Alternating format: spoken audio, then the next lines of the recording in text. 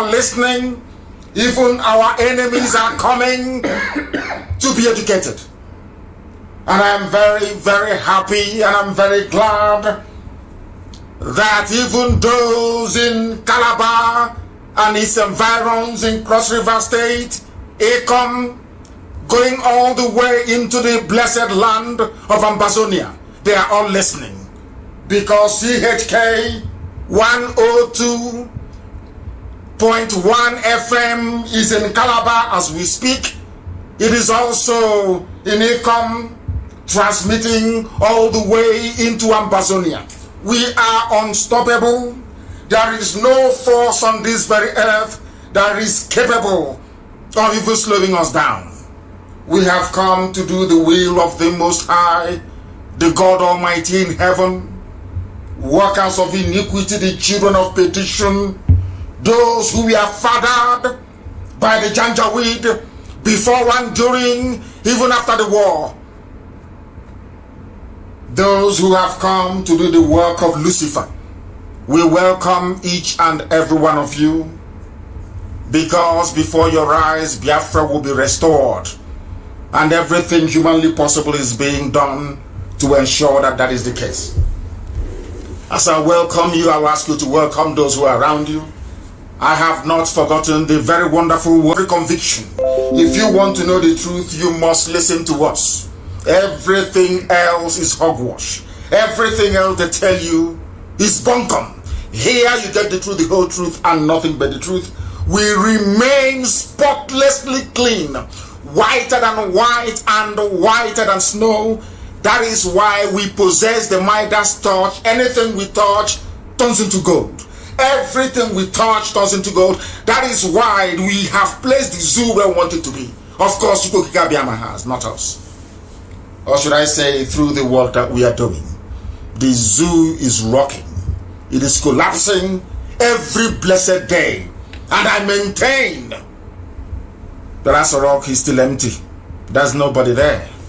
They can play all the games they like, but as long as you come with your pen and your paper and a bit of common sense with you, as long as the Janjaweed do not forget their slate and their chalk, as long as those of them who wish to learn do not forget their pencil and their writing material, then they are more than welcome to participate, because this evening you're going to learn that thing that is hidden from you. All those things they don't want you to know, here you will learn all of them, because we are not going back. We don't understand what the word retreat means. Ever since we came to perform this very noble task we have been ordained by heaven to undertake, we have never taken a step backwards. It's only forward that we have been going.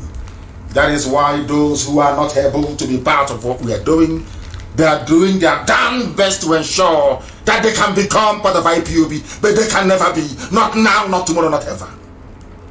Because for you to be IPOB means you're chosen by God in heaven to carry out a work on this very earth. If you're not chosen from birth, you cannot be IPOB. My name is nnamdi Kanu.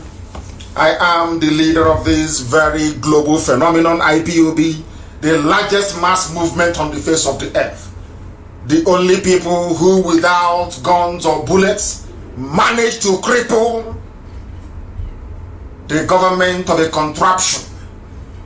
So much so that today they have taken to childishness in order to try to curtail this very excellent work that we are doing.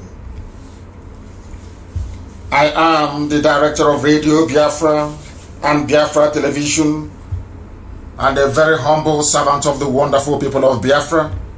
We do not condone evil. We do not condone lies. We do not condone treachery. We do not condone sabotage. We do not condone those who were fathered by the workers of iniquity.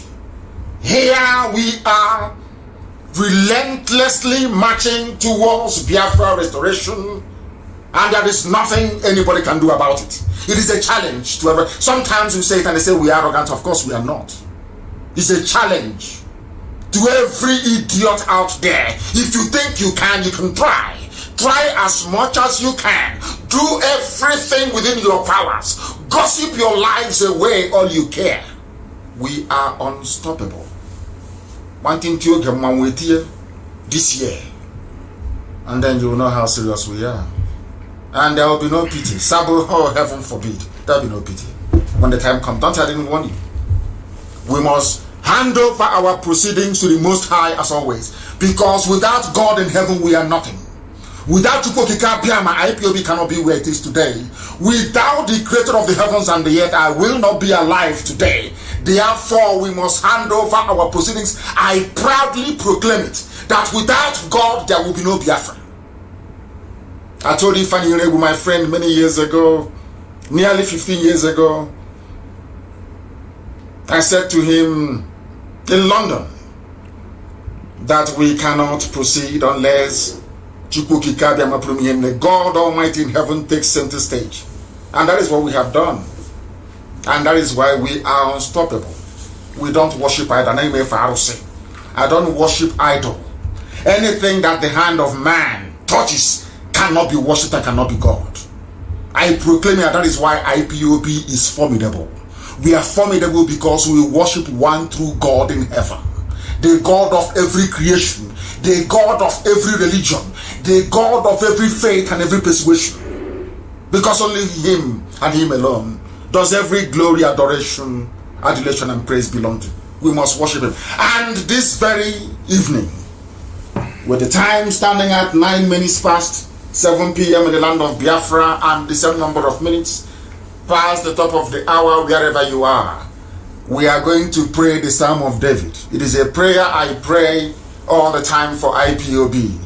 It is a prayer that I pray for all the children of Biafra wherever they are on the face of this very earth. If you are a Biafran and you are genuine, you are IPOB. If you are not, then you are at liberty to call yourself whatever you choose. But for us, we are the children of the Most High, the very chosen millions, I should say. Not millions, but millions right across the world, doing the work that will bring in light into the darkness that Africa has become. That is the pivotal position Biafra is occupying in the affairs of those who come from the southern hemisphere, especially those of, should I say, of a slightly darker skin color, so to speak. And let us pray, please. Wherever you are, you must bow down your heads and we must pray. According to the preacher, the psalmist, and he prayed to the Most High, and he said, whoever dwells in the shelter of the Most High will rest in the shadow of the Almighty. And when I pray this prayer, I place IPOB at the very center of the grace of God. And I will say of Elohim, you are my refuge and my fortress, you are my God in whom I trust. Because you will save your children from the fowler snare and from the deadly pestilence, even COVID-19. For you will cover us with your feathers, and under your wings are we finding refuge today, regardless of what the enemies do, regardless of what the very brutal state have done to your children, all the massacres everywhere, in Aba, in Onisha, in Enugu, in Mbama, in Bayelsa, everywhere in Iguacha, they have tried to eliminate your children. They have tried to instill fear into us, but we have risen to continue our relentless march because you have found favor in us, O Heavenly Father. We are not afraid of the terrorists that come by night, those of them in army uniform of the zoo, those of them from their police or from their DSS, nor their arrows that fly by the day, nor the pestilence that stalks in the darkness, nor the plague that destroys at midday. People are falling everywhere. People are capitulating. They are joining the Janjaweed in the prolongation of their own subjugation. But we have remained, this very IPOB, resolute and strong, unshakable, unbribable, unbuyable. That is why they fall by our right and our left, but nothing shall touch us, because we are observing with our own eyes the punishment that is being visited upon the wicked. For we will continue to say, the Lord is our refuge, and The Most High God Chukukika Biama is our dwelling place. No harm shall overcome us. No disaster shall come close to the tent of IPOB. For angels of heaven are under instructions to protect this very noble family and all that it represents until Biafra is restored to the glory of the God in heaven, the Most High, the creator of the heavens and the earth, now and forevermore we pray. He said, as I said, those of you in Calabar, you are listening. Those in Acom, you are listening. Very shortly, we are going to restore our relay station in Warri as well. We are expanding. Even Abuja will hear from us very shortly. Everywhere you go, people will receive this very noble gospel. Without further hesitation, we are going to delve in directly to our presentation this very evening. I know that everybody is listening. Even people are hiding under the bed to listen. Some are in their wardrobe, some are in their cupboard, some are pretending they are watching something on YouTube. But of course, they should be listening to us, because this very evening, if you want to participate in what we are doing, you must go to my Facebook page at nnamdi kanu. If you go to any of our apps, you will be able to listen to us. We are also on YouTube. People are listening to us via satellite. Those of you with strong decoder, if you want to be a part of what we are doing, you're more than welcome to do so. But you must not be possessed of weak constitution, because here we tell you the truth the way it is, without fear nor favor. This very evening, I want to build a foundation upon which we are going to rest our gospel, so to speak. It is a news that we discovered, so to speak, or somebody brought to my attention from the BBC. It is the story about slavery, how a Biafran, the headline says, my Nigerian grandfather, or should I say great-grandfather, sold slaves. The reason why I have chosen this is because it is very simple. I want to let the world understand, and especially we black people from Africa, to know this, that we are going through the mess we are going through today, all the suffering, all the pain, all the poverty, all the hunger, all the deprivation, all the absence of infrastructure, because we want to go through all these difficulties. It is not the fault of the white man. I'm making it abundantly clear. According to this very, of course, coming from the BBC, you know, we are all slightly, should I say, we have our doubts about it. But what I want you to understand is that this very epistle from this lady is absolutely correct. We are the architect of our own problems. Therefore, what it means, therefore, is that for us to solve this very problem, we must also look inwards. Not externally, but inwards. All the problems afflicting us is our own making. If we want to get away from it, we must be able to look at ourselves and tell ourselves the truth. There is a debate going on all over the world about race relations, which is racism, colonialism, and slavery. Now, this is the headline from BBC, or should I say the subtext under the headline. Some of European and Americans who have made their fortunes in trading human beings have seen their legacies reassessed, their statues toppled, and their names removed from public buildings. In other words, white people in America, white people in Europe have visited everybody who had a hand in slavery.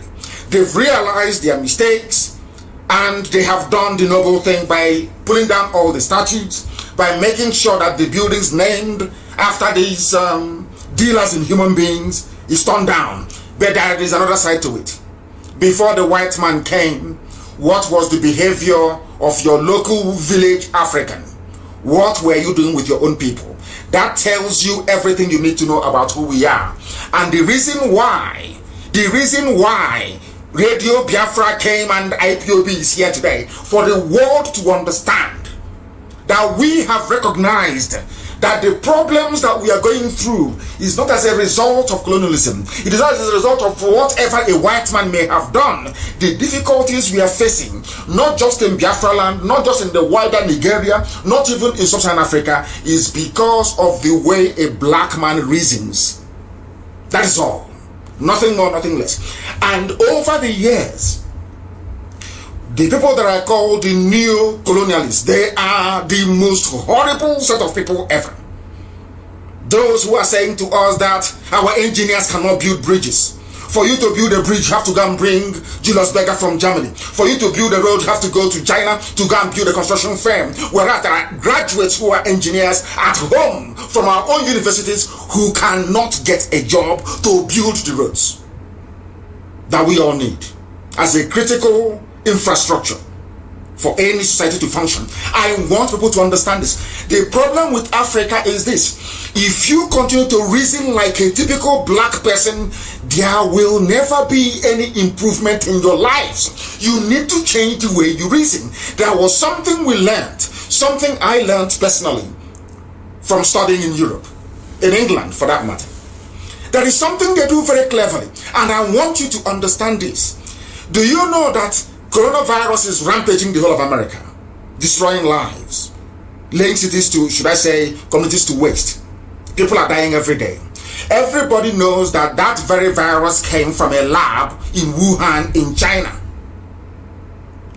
That very virus was transmitted right across Europe. It went to Italy, it caused a lot of havoc. It went to France, it killed a lot of people. It went into UK, it devastated populations. It went into America, and it's still ravaging.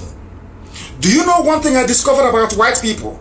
Do you know in all these countries of Western Europe and North America, none of them has ever risen up to blame China? President Trump has said it now and again. But in the end, the people of America keep reminding him that you were ill prepared. You didn't prepare very well for it. Do you see how white people reason?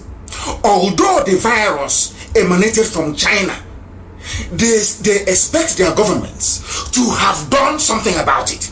They don't expect the Chinese to save them. They expect their own government to save them. Now, compare that with how people reason in Africa, how we Africans reason. Whenever there is a problem, we look to blame an outsider.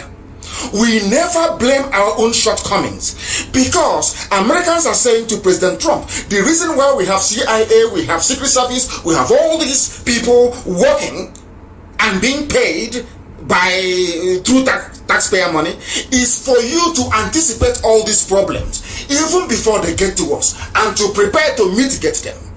Do you understand? But in Africa, we never hold ourselves responsible for anything. And that is why we are suffering. That is why you see people all over the place not knowing their left from their right. We never blame ourselves for anything. Yes, racism is very bad. Slavery is very bad. All of these things are horrible. But ask yourself a very simple question. Who gave the white man the impetus to come to West Africa to offload our people? Literally, harvest us from our villages and take us to the Caribbean, to the Americas, to Europe, to become slaves to fellow human beings. Do you understand? Do you now follow? Now, listen very carefully. There is a Biafran journalist. Her name is Adobe Tricia Mobani. She wrote about how her ancestors sold slaves. We sold our own people. People are wondering, why are we suffering? Why is there no light, no good roads, nothing seems to be functioning, no good hospitals? Every day is like a cursed day in our lives. There is no country in West Africa that is doing very well. People don't know where these problems are coming from. The problems are coming from the fact that you sold your own people to foreigners, to enslave them, to subjugate them. The same thing is happening today with the fulefus and the traitors and the saboteurs. They keep selling their people. They are not content. They keep selling them. They keep undermining any effort that will bring about liberation. They're against it. These are the modern day slave traders that you have. But they don't have human beings to sell. If they did, they would have sold all of us. This is our own making, not the making of the white man. Adobe Trisha Nwobani wrote a book. And in it, in the extra, she said, my great-grandfather, Nwobani Ogogo Riako, was what I prefer to call a businessman from the Igbo ethnic group of southeastern Nigeria. He dealt in a number of goods, including tobacco and palm produce. He also sold human beings. Now, do you understand it? And I have said this thing to you before, even in the scriptures, because there is no family, there is nobody anywhere in Biafra land that doesn't anchor their faith on the existence and the benevolence of the Most High, that is a God in heaven. And they also know, a majority of them in this day and age, base their belief systems, or should I say their understanding of the mystery of God the Creator around the Torah, the Old Testament, and the New Testament. Put together they call the Bible. Everybody believes in that. And if you go there into the Word of God, He has said it many, many times, you don't kidnap people, which was what we were doing and selling to white people. You don't sell your own people. It is very clearly written. In other words, we have broken the two cardinal rules that God gave to us that we shouldn't break. And that is why Africa is suffering. I want to start this evening by telling you that the problem that we have is in us. It is inside us as a people, as a race. And we must eradicate it. She wanted to say, my father had agents. They captured slaves. Kidnapping didn't start today. They captured slaves. They called them slaves. These are free people who went to the farm to go and farm. Somebody will come and grab them, tie them for a white man, and deliver to a white man and collect money. And you want God to love you. Is that what you think? You want God to... The same thing that is happening today. The same thing that is happening today, there is no difference. They will sell you. They will do anything they can in order to get ahead in life. All they are looking for is money. They sold slaves through Calabar and Bonny, through Opobo. People from... Listen carefully. She's... Of course she's correct. People from ethnic groups along the coast, such as the Efik and the Zon, usually acted as stiff dolls, which are, they come, the white man will meet them and say, I want you to be a middleman, I want you to start selling your people. They give them tobacco, they give them snuff, they give them a cigarette, they give them whiskey. And the business has begun. You now start to sell your own people. I am saying this for the whole world to understand that as you're blaming white people for slavery and tearing down the statutes of slave dealers and slave traders, you must not forget one simple fact. It was Africans that sold their own people before the white man came. Before the Europeans came, we used to sell to the Arabs. We used to sell to the Arabs. When that one closed, the Pope announced you can go to Africa and take slaves. They started coming to West Africa. How to take care of one another. We don't understand it. We don't look at our actions and say to ourselves, is what we are doing inimical to the advancement of our people or not? We don't do that. We don't do it. And in IPOB or Radio Biafra, we tell ourselves the raw, painful truth that we may learn from it and advance. And that's what we're doing tonight. Freedom for everybody. This is a typical slave master. That is how they behave. Because I'm a senator. And if freedom means dissolving the whole of the zoo called Nigeria, if dissolving Nigeria will bring freedom to people, then I don't want that freedom. Because now it's my turn. I'm going to be here for 8 years. I am a senator. I want to make that money that others have made before me. This is how they reason. I want the world to understand that even in a place like Nigeria, even in an abominable contraption that the white man created, the same white man that came to take you, created a nation for you and you accepted, the same people who are there today, they are the architect, they are their own worst enemies. That is how a black man reasons. When I say it, somebody wrote to me angrily and said, you are promoting white, supremacy. And I said, no, you are being very ignorant. I am telling, can you follow to anything I say? Forget about the delivery of the message. Can you fault anything I say? He told me, no, I cannot fault it. I said, then what is your problem? That is the thing about black people. They don't want to learn, correct their mistakes, and move on. I'm asking you, somebody said that I will not allow. I know that everybody, every pundit in the world, every commentator, every analyst, everybody knows that for there to be freedom for all, Nigeria has to fall, Nigeria has to fall. They know it. Once you dissolve the zoo, Nigeria, everybody will be free. They know it very well.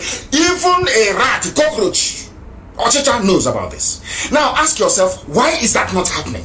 Because there are people with vested interests. Oh, you're telling me I'll be here and Nigeria will collapse. Once Nigeria collapses, that means I will no longer be making money. That means I may lose my house in Katsina. I'm an Igbo man, I'm in Sokoto, that means my shop. But in that his shop, he'll be there one day, he'll be killed inside his shop. His neighbors have been killed. He can see it very clearly. Now, that is the way that black people reason. That is what we have come to do, to let them understand that if you continue to reason this way, there can never be any improvement in your life. Impossible. And they have their agents. There are people, ask anybody of a sound mind, what is it about Nigeria that you want to keep Nigeria as one? What is it that Nigeria is absolutely nothing unless they are corrupt, their politicians or their agents, or they are hoping that their village will get their own turn in the year 2099? Is that how human beings are supposed to behave? Is that how people with brain is supposed to behave, I ask? Do you now see that the problem of black people is black people and not white people? White people are doing what they are supposed to do. It is called taking advantage. That is how life is. That is how human nature works. You made yourselves commodities and they came and they bought you. They took you by force.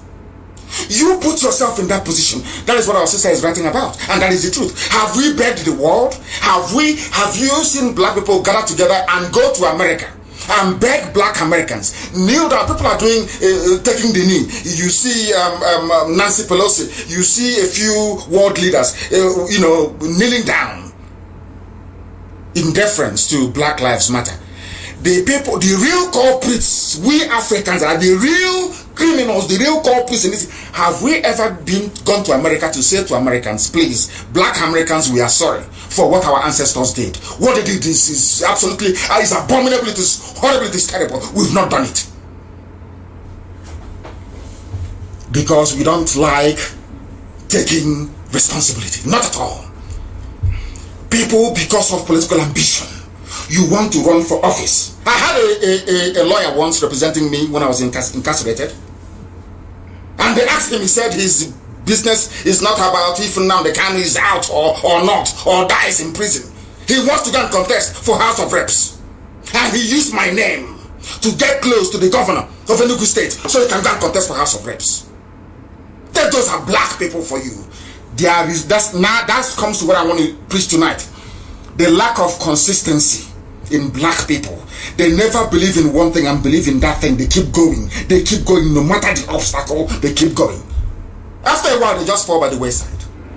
Very fickle-minded, very feeble. We lack discipline. And we lack dedicated focus. Why do you think IPOB is a phenomenon all over the world? Everybody talks about IPOB for good or for bad. It's up to them. But you must discuss us. You must talk about us. You must. Because we have a stranglehold over you. Do you know why? Do you know why you must discuss IPOB, nnamdi Kanu, Biafra every day? Do you know why? Because we are resolutely dedicated to the pursuit of freedom for Biafra and for every other trapped ethnic nationality in the damnable Zoological Republic. And do you know the funniest thing? Is that the people we are fighting for, they know this. Even the Hausa man knows. If you ask him, a Hausa man will tell you, nnamdi Kanu is fighting for me. I feel this fight. Somebody in Yoruba will tell you something. Because they understand. They can look beyond all the noise, basically, and understand what we stand for. And we have been doing it consistently. consistently. No amount of intimidation, no amount of extrajudicial killings, no amount of bribery, no amount of cajoling, nothing is going to, and they know it. Our enemies, they understand. That is why they're afraid of us. And they must be. Who are you not to be afraid of IPOB? Who are you? You must be afraid of us. Is it because we kill? No, we don't. Do we have guns? Are we militants? Of course we do. We don't have any guns. We're not militants. But ask yourself, why are they afraid of a group of people, a nation of unarmed people? Within it lies all the answer to your paranoia. Within it. We are not focused. We are easily distracted by rubbish. Every passing rubbish, we get distracted by it. Churchill once said, and somebody posted it a few days ago, if you throw stone at every barking dog on your way to something very important, you will never get to your destination. Every idiotic dog that comes out and barks, you respond. Every idiot that speaks, you respond. How can you be focused and focus on the enemy? That's what the enemy wants you to do, to become distracted. Our focus at all is Asorok. Our focus is the collapse of Asorok. You don't shake from it. You don't allow yourself to become diverted. You remain focused like a laser beam because it's empty. Empty. We must focus on that thing that we have come for, which is freedom. That is number one. Everything else is secondary and inconsequential. Some idiots, they thought my absence for a few days is an opportunity for them to showcase their stupidity and power-hungry tendencies. Let me see the idiot. I have come. Let me see the fool, or should I say fools. People who are not disciplined. Who are not disciplined. It's only in Africa you have somebody that a civilian president appointed and promoted him or her to a major general position, or maybe as a brigadier general, and after 2 days they plot a coup. That is the idiotic thing about, that is the stupid thing about black people in Africa. We are so useless. We don't reason. That was why coup plotting became a craze in Africa. And a black man thinks, if I'm holding AK-47, I'm powerful, I can now rule everybody. They all went to school where a general will kneel down before a civilian president. They learned nothing. They will never learn anything. That is the thing about black people. And that is why we seek for freedom for Biafra. We want to build a nation that the world will look at and they will marvel. They will say, my goodness, we never thought that blacks can do such a thing. That is why we preach to you the way we do. That is why we are uncompromising in the way we lecture you about what you need to know before we go into Biafra. Because Biafra cannot be like the zoo. Our sister posted earlier today that even these days that men gossip more than women. I said, yes, when you're born under the bridge in Ojuela, what do you expect? Near a dustbin, a stinking dustbin. What do you expect? Those of us that grew up in the village, we have no time for such rubbish. No time for such nonsense. Who are you that will talk about you? It's only idiots that talk about human beings.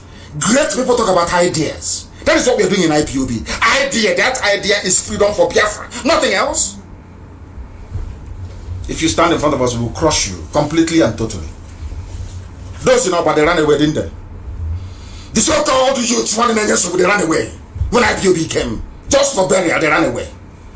And we'll catch them one by one. And we'll set example with them that other people may learn. That other fallen fathered bastards in our land, they will learn. I have given the order, an example will be set with Oba, that others will learn. That next time when we speak, they listen. What happened yesterday was just a preamble.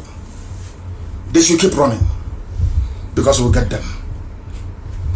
They want you to engage Efulefus and forget about Asorok, which is where we're heading to.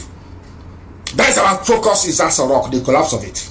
Not any, forget about Efulefu, traitors, what they're saying around you. That was how they deceived us for very many years. Oh, it's the minority. South and the southeast. Southeast, Bendel. Bendel or Delta. Delta to Niger Delta. Nobody knows who or she is anymore. Any name they give you, you take. Every rubbish that comes, you accept. Every nonsense, every garbage. Oh, they hate you. Oh, do you know that they hate Igbo man? Do you know if they hate Igbo? I said, who told you that? Who told you? You accept every garbage they give you. And here we can't accept it. Absolutely not. I grew up in the village, and everybody knows how much we hate housefly. You know how much we hate housefly where we come from. Everybody hates flies. We hate it. If you're eating and a fly perches on any part of your gari or apple, you quickly cut it out, or even rice. You take that bit that the fly perched on and you throw it away. I want you to listen to what I'm saying now very, very carefully about flies, because Sabo and traitors, they're like flies. Those who are just buzzing around, they're like flies. I want you to understand this very carefully. When you're eating in the village or anywhere for that matter, and a fly perches on any part of your food, what do? You cut out that part of the food and throw it away because you feel it's contaminated. Yes? Good. But remember this. Despite this very fact that we don't want flies around us, anytime a fly is as stupid as to fall into a keg or barrel of palm wine, what do? Do we throw the palm wine away? No. We quietly filter out the flies and proceed to drink that same palm wine, because that is an indication that that wine is very healthy. Anytime you see sabo buzzing around your ears, know that what you're doing is great. We are the only freedom fighting movement standing, not just in Biafra land, not just in the Zoological Republic, the whole of Africa as a whole. Only IPOB is standing, bearing this very standard of freedom and hope for every single black person on the face of the earth. That's what we represent. And when a fly falls into your palm wine, you filter it out. It is called mamijiji. Some of you that know. You quietly feel that you drink that wine. We never throw away palm wine because a fly fell into it. No. But remember, if that same fly touches your food, you will take that part of your food and you throw it away. That is what all these detractors are trying to do to you. When they fall into your wine, as I do, palm wine, you filter them out. Mbamijiji, you drink it. You tell them why you drink it. To tell them that they are nothing. That's how you're supposed to be here, because you're IPOB. You are chosen by God Almighty in heaven to fight for the freedom of not just yourself, but every oppressed black person on the face of the earth. And we are not going to accomplish it through sentiments. It is not something you do by mere wishful thinking. It is something you accomplish by doing that which is right.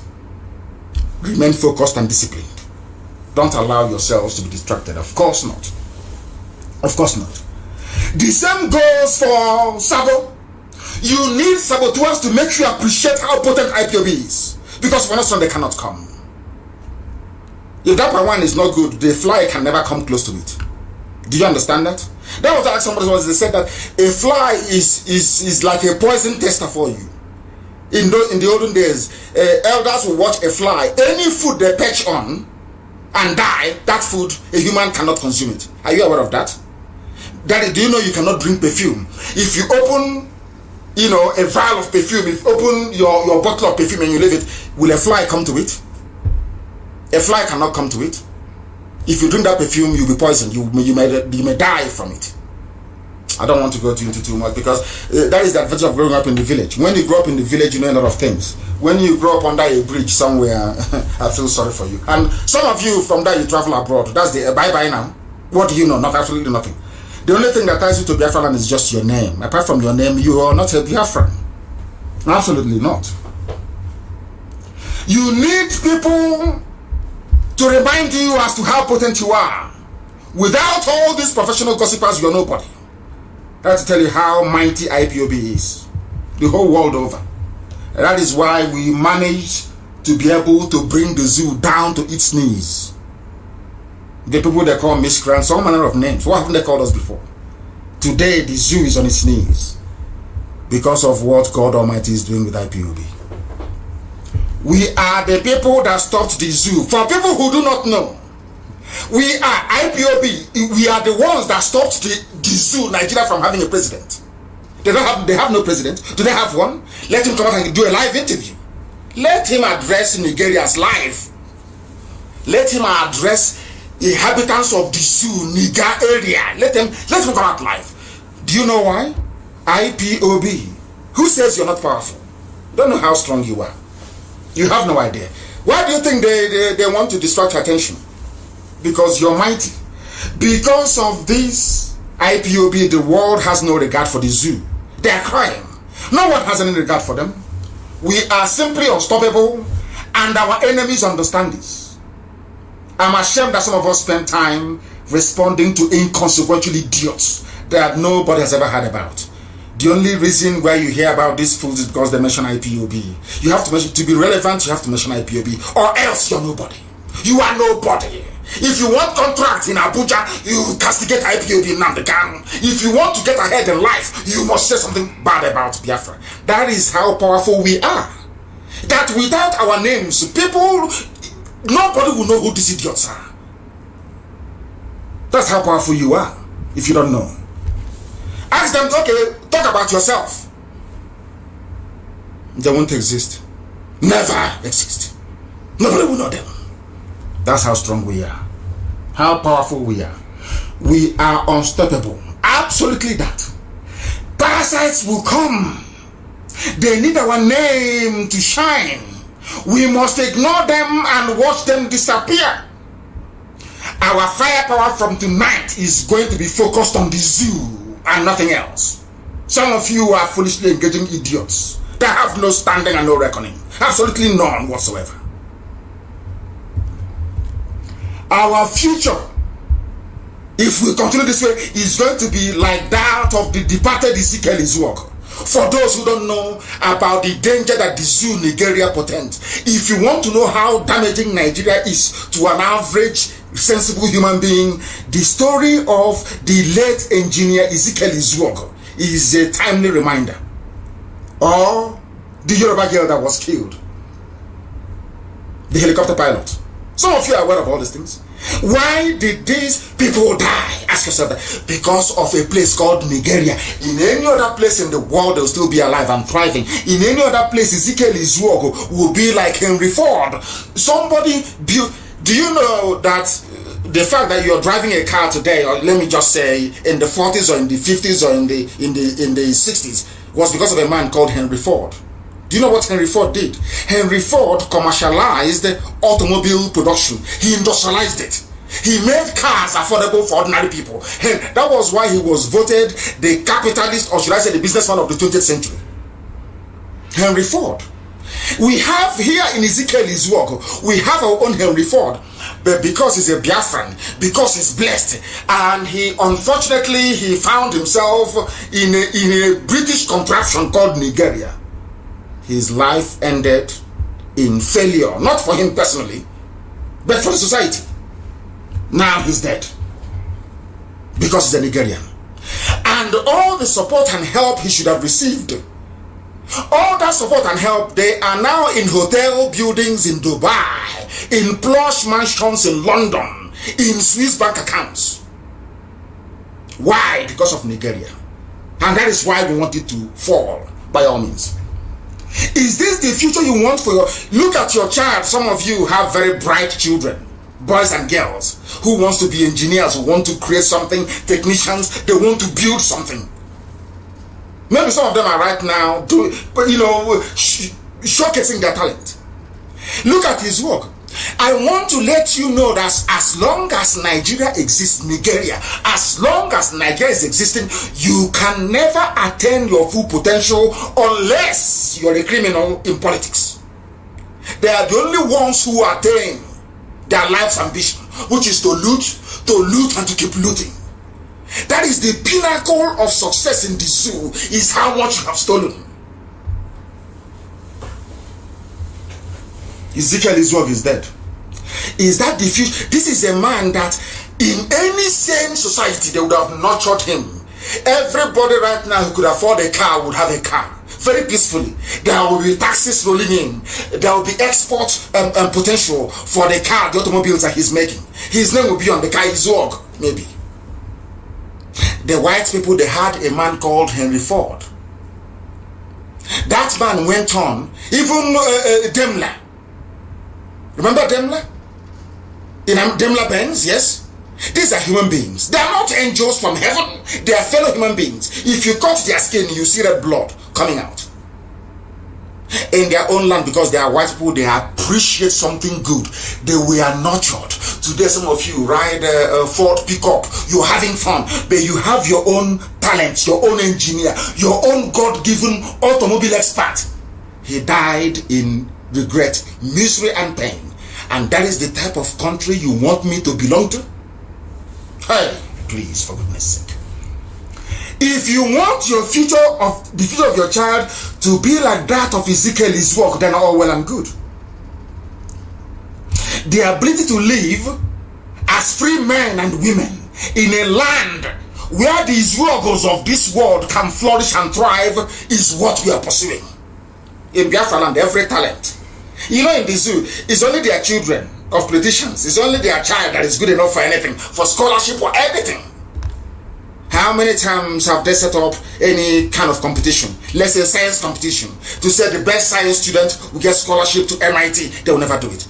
Is it that they don't have the money? Of course the money is there. They are using it to go and buy mansions in Dubai. Is that the type of country you want? These are the type of people you want us to respect? Huh? My goodness. This is the type of country that Facebook is supporting. Facebook wants the zoo Nigeria to continue so that the suffering can continue. They are the real racists. These are the real people. Black people must reason. The likes of Trump telling you the truth, they are the ones that love you. Black people, we want people to massage our ego even when we are failing. Someone say, oh, you're doing very well. Oh, black and proud. You're very black and beautiful. All rubbish. Pure rubbish. It's not true. It's not true. And the net is not true. Ezekiel Izog is dead. If had the US government frustrated Henry Ford the same way that Nigeria frustrated Ezekiel Izog because he's a Biafran, the history of mass production of automobile would have been different. White people nurture creativity. Black people, they kill it. I don't know where they get that. There is this wicked envy in a black man. There is this, I don't know, abundance of jealousy in a black man. Rather than promote a fellow black person who is doing very well, they prefer to kill that very person and then go and do boy to a white person.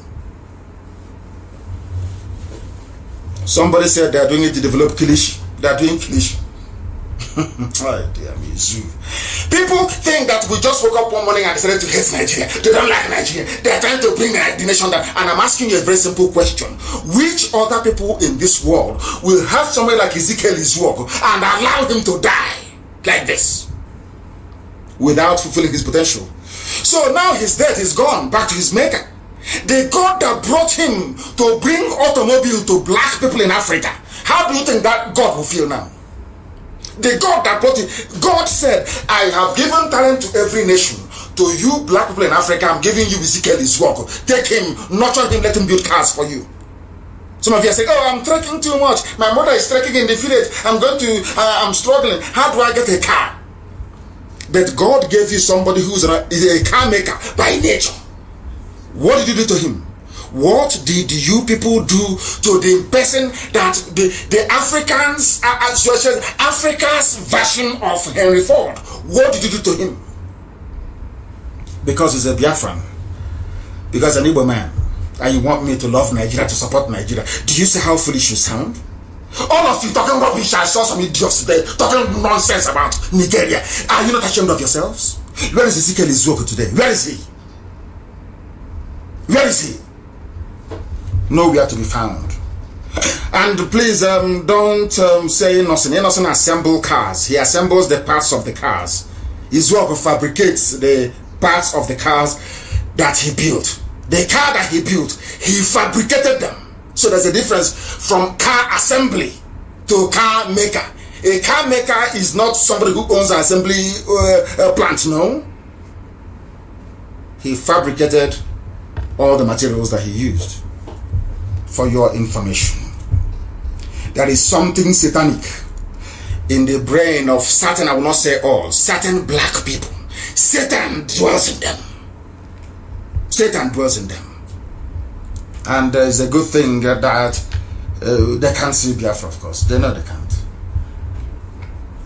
So those of you who accuse me of promoting white supremacist agenda, you can now understand how foolish you sound and how foolish you are. Because I weep for your ignorance. To a typical black man, truth is always very bitter to swallow. I am delighted because this very evening, my voice is being heard across every major part of the world, including Efik and Ekom lands, and into Ambazonia, so they understand who their brothers are. Because I foresee in the future that Ambazonia and Biafra will go into some kind of an alliance and federation, because we are the same people. The gospel of truth must be preached regardless of who gets upset or who gets wound up in the process. So they're irrelevant to us. Absolutely irrelevant to us. Because the truth must be preached at all times. Ezekiel, his work is dead. What was the name of his car again? Z600 it was called. The name of the car that he manufactured. Z600. Very, very sad indeed. He is Africa's foremost car inventor and manufacturer. Manufacturer, they say assembly plant, no. Manufacturer. There's a difference. Unbelievable. And people are running all over the place and talking nonsense about this zoo, Nigeria, our country, our place. And I said to them, you talking about some stupid president. How many times have you seen him? How many times have you seen your so-called president? I said, how many times have you seen him? How many times has he addressed you live? COVID-19 is ravaging the whole world. How many times has he come out live to preach, to speak, to talk to you? None. That means there is nobody there. But you are blinded by ignorance and the damnation from Satan that you cannot see. You are blind, you cannot see. Zoo animals. You cannot reason, you cannot see. The same garbage every blessed day. Who would want their daughter to enroll in an army where Boko Haram recruits are the officers? I ask you, because there is a Yoruba girl that was killed in the military barracks. Killed. You see, there is something I don't understand about black people in this UG, especially people in the zoo, Nigeria. How do you people actually, there's something called rationalization. The process of reasoning, being able to chew through ideas and come out with something that is sensible or something meaningful. Boko Haram is against women going to school. Boko Haram is against women becoming teachers and doctors and nurses, and even talk less of being a helicopter pilot. And in that same environment, these Boko Haram people are being recruited into the army, where you have a young Yoruba girl, a helicopter pilot. I want you to understand this very clearly. Look at how Zoo people reason. The same, why is it that Boko Haram and ISWAP, why are they fighting? They want Islamic rule. And in Islam, in their own version of Islam, so to speak, are women allowed to become helicopter pilots? The answer is no. Then why are you recruiting Boko Haram into the army where you have female pilots and female officers? Simple question. Can you answer it? No, of course you can't. You're a zoo animal. Nigeria. What do you know? Your brains are empty. What is wrong with you people that common sense eludes you Nigerians? Nigerians, you people cannot reason. You can't. Oh my goodness me. Why can't you people reason by understanding that only Biafra can set all of you free? Do you think we are doing what we are doing just for ourselves? We want everybody to be free. Absolutely everybody. Not just Biafrans. We want to set everybody free. Up to and even including Janjaweed. We want people to be free. You cannot become free unless the zoo is down. Unless Nigeria ceases to exist. As long as Nigeria, that's the proper pronunciation, not Nigeria is the phone, Nigeria, it sounds a bit, okay. The proper name is Nigeria. If you go to Germany, give anybody in Germany, give a German your passport and say, please, where do you think I come from? He will call you Nigeria. You're Nigerian. A nigger from a nigger area. That is who you are. Double nigger. That's who you are. That's why you have in the original pronunciation you have double G. In the original spelling, double G, double nigger from a nigger area. A Yoruba girl was killed. We will talk about this thing now, and it will become a social media phenomenon for a few days, and after that we all forget. Typical black people, that's how we are. After a few days we all forget. We all forget. The death of Tolupe Arotile was not an accident. She was murdered. She was killed. An army officer, Yoruba girl, a mathematician. That in any other place in the world, she will be somewhere receiving government grant and trying to find solution to the power shortage. She is a mathematician. Everything in life is mathematics, if you know that. But that will be a topic for another day. She was killed because of her audacity to conduct successful combat missions against Boko Haram. I've told you before, they believe in their own warped kind of Islam, that if you're killed by a woman, you cannot meet 72 virgins in heaven. You cannot go to heaven. If you're a man and you're killed by a woman, your life is, in fact, you will spend eternity in purgatory. Here you have a Yoruba girl recruited into the army to fight terrorists and bandits. Instead, she was killed in the barracks by those who are sympathetic to the ideals and ideas and philosophy and mindset of terrorists. I want people to understand it and digest it very well. She was killed. This Yoruba girl was murdered because she had the audacity to go into an aircraft to go and be unleashing bombs on men. That's why they killed her. Do you understand? Are you still a proud Nigerian? Are you still proud of Nigeria? She wasn't killed in the battlefield. No, not at all. She was killed in the barracks. Do you know what that means? You people, I feel sorry. I don't know what is wrong with black people. Why can't we reason? You have a Boko Haram, you have a terrorist group with a very warped mindset about the position of women in a society, and you're recruiting those people into the army. And in that army that you're recruiting these terrorists into, you have women who are serving.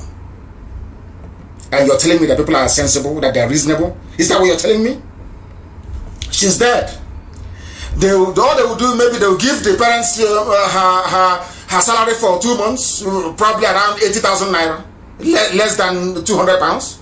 They'll give that to the family. People will say, oh, we are sorry, we are going to investigate all these things, and nobody does nothing. It's over. She's dead. All the money, even the salary they have paid her is not enough to cover her school fees at secondary school level. So the parents gave birth to this girl, trained her. She's a mathematician, very, very bright and intelligent, and her life just ended like that.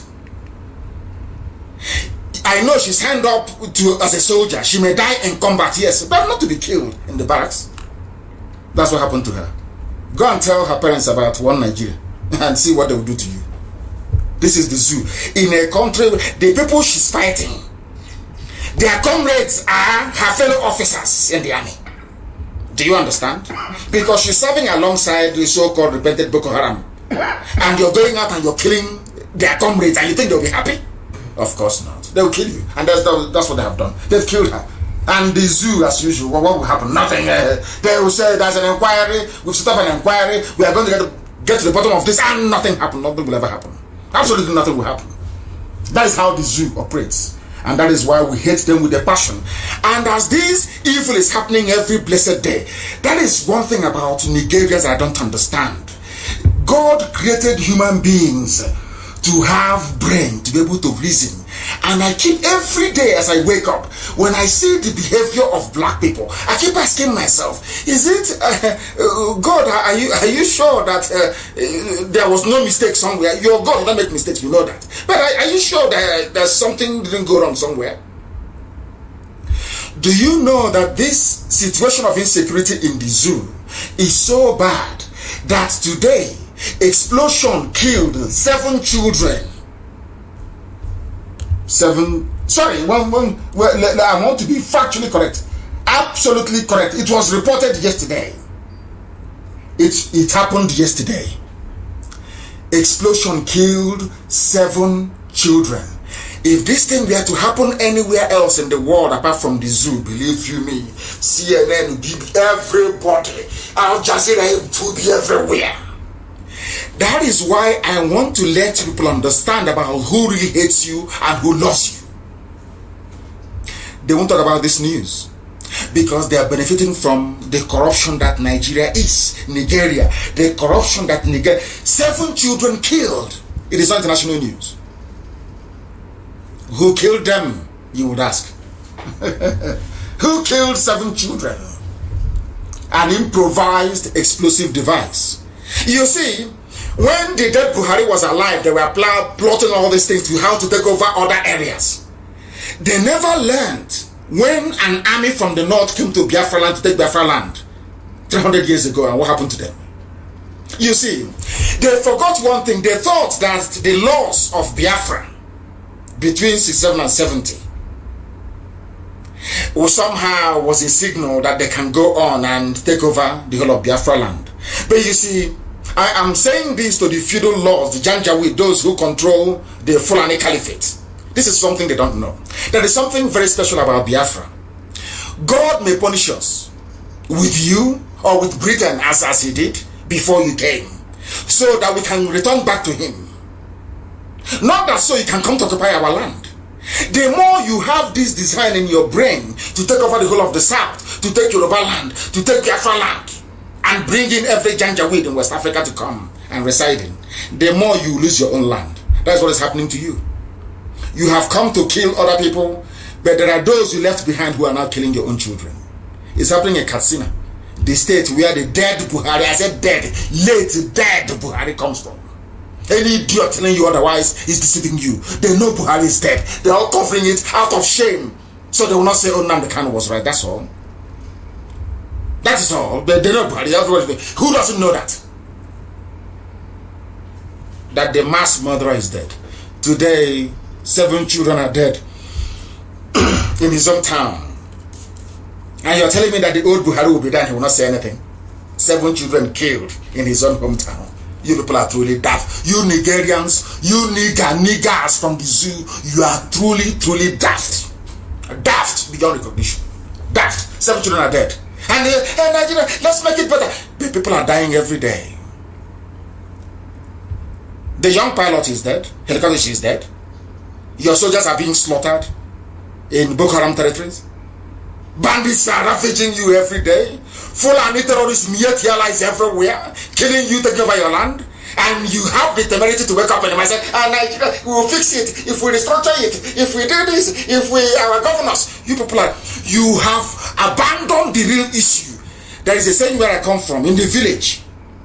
You abandon the main problem itself, which is that as long as the zoo Nigeria remains one, you will die. You will perish. You will die. Your children will die. Your fathers will die. Your mothers will die. Your uncles will die. And nothing will be done about it. The sooner you realize that, the better for everybody. And then you work towards dismantling it. 7 children dead. Tolulope Arotile dead. Isuoko dead. In the zoo. Nobody is reaching their potential. Only looters and criminals. Only criminals in political office. Only them attain the height of their profession. Every other person is suffering. And you wake up in the morning and you go to a television station. Nigeria, I believe in multi-diversity, in multiculturalism. Talking garbage and trash. that you don't know about. That's how foolish some of you are. How daft some of you are. And you claim you went to school. What sort of school is that you went to? What sort of school? 7 children are dead. It doesn't touch you. It doesn't affect you because they're not your children. You don't care. That is that wickedness in a black man that is keeping Africa in perpetual poverty. There is this wickedness in a black man. Wickedness and evil. Evil. 7 children dead. Children, not adolescents, not teenagers. Children dead. You're not moved. You're a black man or black woman. You're not touched. How evil can you people get? How horrible. If you don't destroy Nigeria, Nigeria will destroy all of you. Let me tell everything I tell you, write it down and the date down. Every prophecy I gave is accurate 100%. Nigeria will kill all of you. You watch and see. The there be fooling yourselves around. Allow that primordial destructive instinct in a black man, envy, greed and jealousy to destroy all of you.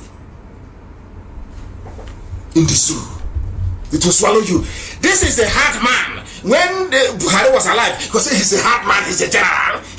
Look at insecurity in his own compound. 7 children killed. And some of you cannot reason very well.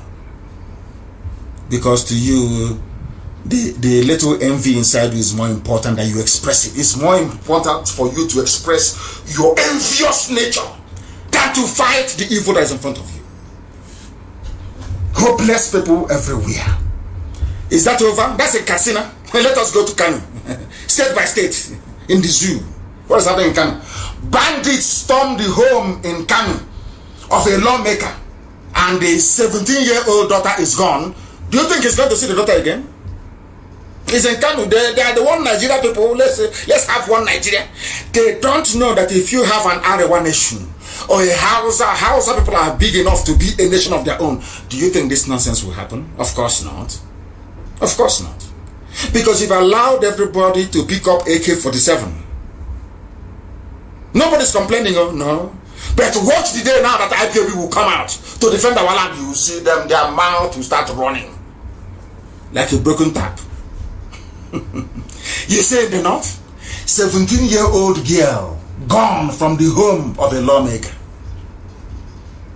I still want Nigeria, yes? You love Nigeria, don't you? The girl is gone, never to come back. Like Leah, they're gone, she's gone. She'll give birth to offsprings of terrorists for the rest of her life. 17 years. She's too old. By this time next year, she'll give birth to the first child. You love one Nigeria, don't you? Do you see how foolish all of you are? Do you see how daft all of you are? One Nigerians. How foolish you are. One day they come and take your own child, and all you can say is, it's bad, do something now, reshuffle the defense chiefs. You're talking garbage, as always. Garbage. But your child is gone. That is the thing about that's the big difference between white people and black people. Whites will sit down, analyze. They will not bother with the symptoms. They go to the root of the problem and they will solve it. But in this you're black. Hey, it's bad. Nothing person no go see for this country, and that's the end of it. And they are gone. Back to their gossipy old ways. Gossipy old ways. Useless set of people. Sometimes I ask God why he created black people. I'm telling you, you are useless and hopeless. You don't reason. Little girls blown to bits, dead. In neighboring Kanu State, a girl in her father's house, a little girl, 17 years old, in her father's house, Fulani, Miyet Yala came there and kidnapped her. And some of you wake up to open your useless thinking mouths to say Nigeria, one Nigeria, we want Nigeria as a country. You are useless. Useless beyond redemption. I feel for the family and I feel for the little girl. I feel for them, honestly speaking. It's very, very, very, very sad. And I don't know where. People that wake up in the morning to talk about Nigeria. What type of God made you people? If you come out and say, I believe in Nigeria, I'm asking you, what type of Satan, not God, what type of Satan created you? Another news is coming. Somebody said, not me, no, what I'm telling you is what zoo newspapers are reporting, not me. Patriotic soldiers are being killed off by their own colleagues in the north. Who are those their colleagues? Are they not the Boko Haram that you brought into the army? Do you see how foolish Nigerians and Nigeria, all of you, do you see how useless you are? I want to prove it, how useless you are. Your soldiers are fighting those you claim are terrorists, of course, financed by Fulani people. It was Buhari and his group when he was alive that said Boko Haram. It didn't fall from heaven. He said an attack against Boko Haram is an attack against the North. It is the truth. They've gone and they've removed it from search engines, but it's the truth.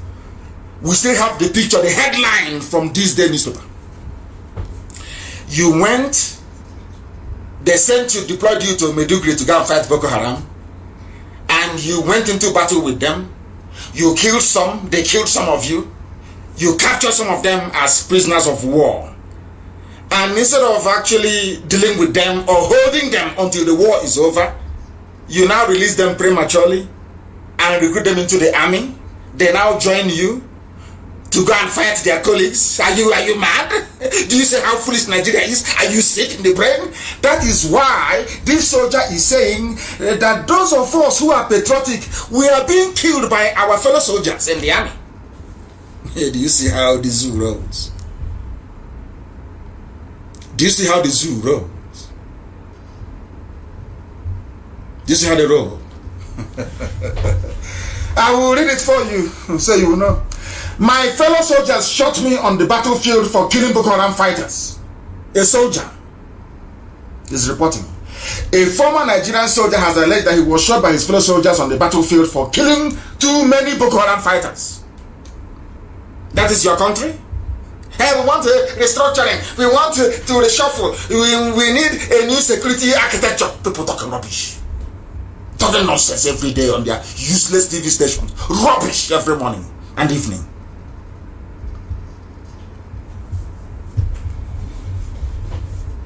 That is what they do. They never ever address the issues. Why are you recruiting terrorists into the army? Nobody can answer that. Nobody can. They've been saying they can be president if they want to be. That is how they are. Zoo for you. Zoological Republic. Because when you see a black person and you feel that they are reasonable and they're educated, they are polished, they're enlightened, as soon as you begin to engage them in a conversation, you become disappointed. You notice how empty and vacuous they are. Black people, there is something wrong with a lot of them. Something fundamentally wrong with their reasoning process. I'm telling you the truth. And as this whole nonsense is going on, the colonization agenda is gathering momentum. It doesn't matter how much they loot. It doesn't matter how much they steal from you. Their agenda is still going on. The agenda is still going on in the zoo. Zoo animals. The agenda is still on. And what is the agenda? I'm going to please publish the list of all retired, those who have retired a few days ago. 90% of them are Southerners. Those of them that voted for APC from the West, this is your handiwork. Well done. They are retired, many of them. Major General Ude, Ilo, Ijoma, Ejimai, Akem, Atewe, Wiwa, Ali, Kole Osom, Aliyu, Agati, Okonkwo. These are Brigadier General Okonkwo retired. Brigadier General Ogidi retired. All retired from the army. They are preparing for complete takeover and onslaught. We know about all these things, but what are we doing about it? The zoo is there. Zoological Republic is still there. You will see people that come, so, let's do our nation, 2023, who is going to be president? And I wonder what type of planet these people are inhabiting. Look at your zoo. All your generals are being retired from the army. All of them. Look at the list is there. Please, Amaka, try and publish it. The list is here for all to see. Everybody.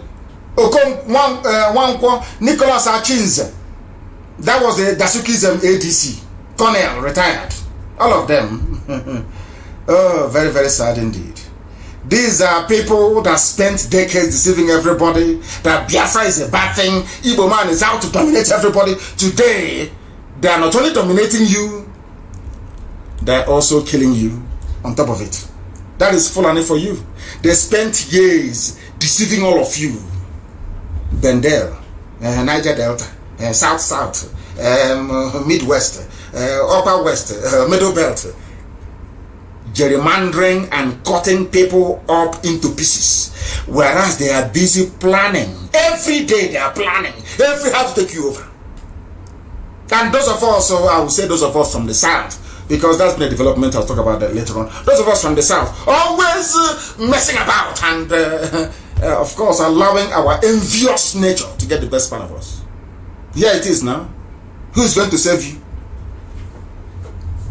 This Fulani presidency, they have, as somebody said, they have serially, deceitfully, and masterfully completed the configuration of the entire zoo security structure. They have now placed it firmly in the hands of northern Muslims, Fulani alone, to the exclusion of every other ethnic bloc in Nigeria. Yet, people that went to school cannot see this as a problem. They don't see it as a problem. That's how sad they are. Now, let me tell you something that you don't know. Can you imagine this being Jonathan's administration? Hey, by now, every Biafran in the north would have been beheaded by now. Let me call them out for you so you know. Those who are responsible for the mess in the zoo and why they place their men in all key positions. Chief of Army Staff is from the north, Muslim. Fulani, forget Hausa Fulani. There is nothing like Hausa Fulani. Hausa Fulani people are vassals to the Fulani people. If Hausa is vassal to the Fulani, they are nothing. Please don't say Hausa Fulani is Fulani. Police Inspector General of Police, Police IG, Northern Muslim Fulani. Minister for Defense, Northern Muslim Fulani. Minister for, these are heavy portfolios. Minister for Internal Affairs, Northern Muslim Fulani. National Security Advisor, Northern Muslim Fulani. DSS, DSS, that's Director General of DSS, the Secret Police, Northern Muslim Fulani. The Chief of Staff, Northern Muslim Fulani. ADC to President, Northern Muslim Fulani. The Chief Security Officer to President, Northern Muslim Fulani. Protocol to President, Northern Muslim Fulani. Private Secretary to the President, Northern Muslim Fulani. DG Customs, Northern Muslim Fulani. DG EFCC, the one that just suspended, Northern Muslim Fulani. DG Nigeria Prisons, Northern Muslim Fulani. DG Immigration, Northern Muslim Fulani. Minister for Petroleum, Northern Muslim Fulani. Minister for FCT, Northern Muslim Fulani. And you are still in one Nigeria, yes? Are you all part of the same one Nigeria? Funny, foolish people. You're not only funny, but you're very foolish. You Nigerians, Niger people. You're not only funny, you're very, very foolish. Look at it. If this had been Jonathan's administration or Obasanjo, hey, you won't come outside the next day. But here you are. And people are defending this.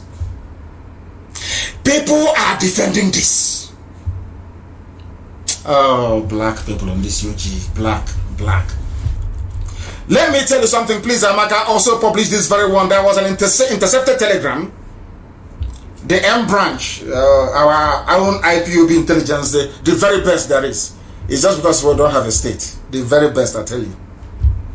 We intercepted a secure communication between an army officer in the field and the zoo defense headquarters over the mess going on in the Fulani controlled north, in the phony war against Fulani terrorism.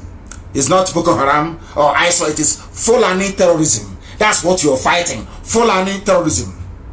Fulani corrupt feudal lords fighting Fulani terrorism. They themselves create. That's what's happening. They say our army is in the northwest fighting insurgency. No. Who created the insurgency? Fulani. Who are the insurgents of Fulani? Who are the terrorists of Fulani Muslims? That's who they are. And who are the ones fighting them? Okay, Fulani officers, but with southern recruits, the ones who are being killed. This is a letter. I will try to read this letter verbatim. Please, Amaka, publish it. It's a highly classified document. I think they'll be wondering, they shouldn't wonder anymore. I know what happens inside Asorok. Is it defense headquarters that I will not know? I know everything. We know everything. Listen. Sir, this is a communication from an officer in the field to defense headquarters in Abuja. From Maiduguri to Abuja. Listen very carefully, please. Sir, terrorist ambush. You know, it's a telegram. That's a full stop. At about 0714 0714108. That's what they, Army code. July 20. Troops of Sector 2 were ambushed by suspected terrorists at Bulin in Damboa local government area. Full stop. 2X, which is 2 teams of reinforcement, were dispatched to the scene. Full stop. The first team confirmed the details at the scene, while the second team linked up and returned to the camp. Own cars, that's Chief of Army Staff, OWN, killed in action 23 soldiers. Wounded in action, one times 2 soldiers, whatever that means. Missing in action, unconfirmed. Many of them are missing, taken prisoner or taken hostage by Boko Haram. However, the WIA, wounded in action, WIA, are currently being stabilized at the brigade FDAMB. I don't know what that means. Brigade FBAMB. We will need to analyze this more. While some are those who are seriously injured are undergoing operations. Further details later. Now, number 2. The army is now, according to the telegram, advancing into the Timbuktu Triangle. He's saying advance into the Timbuktu Triangle is becoming cumbersome now that the rain is at top gear. It's rainy season there, so rain is falling there. Coincidentally, terrorist elements have reinforced their defenses to halt the advance and any army incursions into the area. Unfortunately, troops ambushed by daylight shows the level of preparation by ISWA. No longer Boko Haram. Listen carefully. They lie to you always. They tell it is Boko Haram they're fighting. No, they're fighting ISWA. And who is ISWA? ISWA is al-Badawi, the son of the Boko Haram founder and leader, the dead Muhammad Yusuf. This was the boy, the same boy was going to court the same time that I was going to court. In 2016. This boy was arrested. Al-Banawi was arrested. This was the boy that Buhari himself recruited. I don't know why people are so daft. Buhari himself recruited this very boy to split Boko Haram. No matter what, when they find you very difficult, they try to split you by forming groups. They brought out this boy to challenge Shekau. Shekau was too strong. You know what Buhari did? Buhari now said, you people should not attack mosques or civilians. Only attack non-believers, infidels, and the army. That was his comment. Do you know what happened to this boy when he was in court? He was released from High Court in Abuja in broad daylight. He was not tried, he was released. Buhari asked for this boy to be released. He gave him his own command, his own terrorist group, ISWA. They aligned with ISIS because Buhari was a very big fan of ISIS. Ask yourself, why was this boy taken to court in Abuja and released? Whereas those who are agitating for freedom without any guns or bombs are still being detained. Ask yourself that question. He came out. He is not the one now fighting them back. Can you see it here? It's not Boko Haram, but ISWA. And the man is now warning that the commander is now telling DHQ, Defense Headquarters in Abuja, that this should not be taken lightly. Troops were also ambushed at Komala Axis on June 20th, and 11 soldiers were killed while escorting commuter vehicles. Please, Amaka, publish the pictures of those dead soldiers that the world may know that IPOB intelligence is one in town. Publish their pictures because we have them. Publish it that the world may know how formidable we are. Please note, listen up, please note, number of IED incidents have also increased, suggesting that ISWA, that's ISIS, are initiating all available means to frustrate troops' incursions. As such, it is requested that air raids are initiated within Damboa axis to hit hard and neutralize reinforced terrorist camps and what they may have carted away. Do you know that? They defeat the army and they take the army equipment from the zoo. Are you aware of that? So I'm telling America and Britain, because they're all listening, all that equipment you provide to Nigerian army, they are now in the hands of ISIS in West Africa, ISWA. Because it's here, confirmed by the army. This is a telegram of the army. It's secret, but I have it. We have it. We are IPOB. And there is nothing they do we don't know. And they know it. Here it is. It's Boko Haram is bad. But you can see that the people who are actually bad is ISIS, not Boko Haram. You can see it here from the telegram. This could also, they are now asking for bombing raids to be carried out in their own land in the north. Remember what I told you in the year 2012? I told you in the year 2012 that everything that Biafra endured during the war, that our enemies will go through it. Today they are in IDP camps. They are suffering from malnutrition. They are being raped. They are women in IDP camps, yes? And they are now dropping bombs. The same thing they did, but they are now dropping bombs in the lands of the north. Everything that I told you. Everything that I told you about. And he said, number 3, respectfully forwarded for your information and necessary action, sir. This is from the battlefield to defense headquarters. And we intercepted it. We have their pictures and we have this very telegram as well. Or should I say dispatch. And if you add to all this nonsense you have seen, Fulani at the helm of every security outfit, yet look at the scale of insecurity. And Britain is not talking. Nobody is saying anything. No, not at all. Because he's their favorite child who is in the name of their favorite tribe that is in power. Fulani, they cannot do, to the British, the Fulani cannot do any wrong. They can kill everybody. Britain will say is farmer header clash. Or a natural phenomenon. That's what they will say. Unbelievable. Add to all of these things, the head of the National Assembly or Senate is a northern Muslim. The head of judiciary is a northern Muslim. The head of the courts of appeal, northern Muslim. And you're still in the zoo, shouting one Nigeria. Shame on to all of you, all of you. Why is it that some people do not see anything bad in this arrangement and in this development? Why can't people see something bad in it? The answer, in my own reckoning, is in the DNA of a black man. The satanic nature of a black man. Always gravitating towards evil. Always gravitating towards evil. Anywhere you see evil, you see a black man. You see them supporting evil. Shamefully and, should I say, hopelessly supporting evil. Look at the zoo. Nigeria. Created by the British and given to you. I'm a proud Nigerian. I'm from Nigeria. I'm proud. Did you create Nigeria? It was created. It was created by the British. Not you. It is now DNA.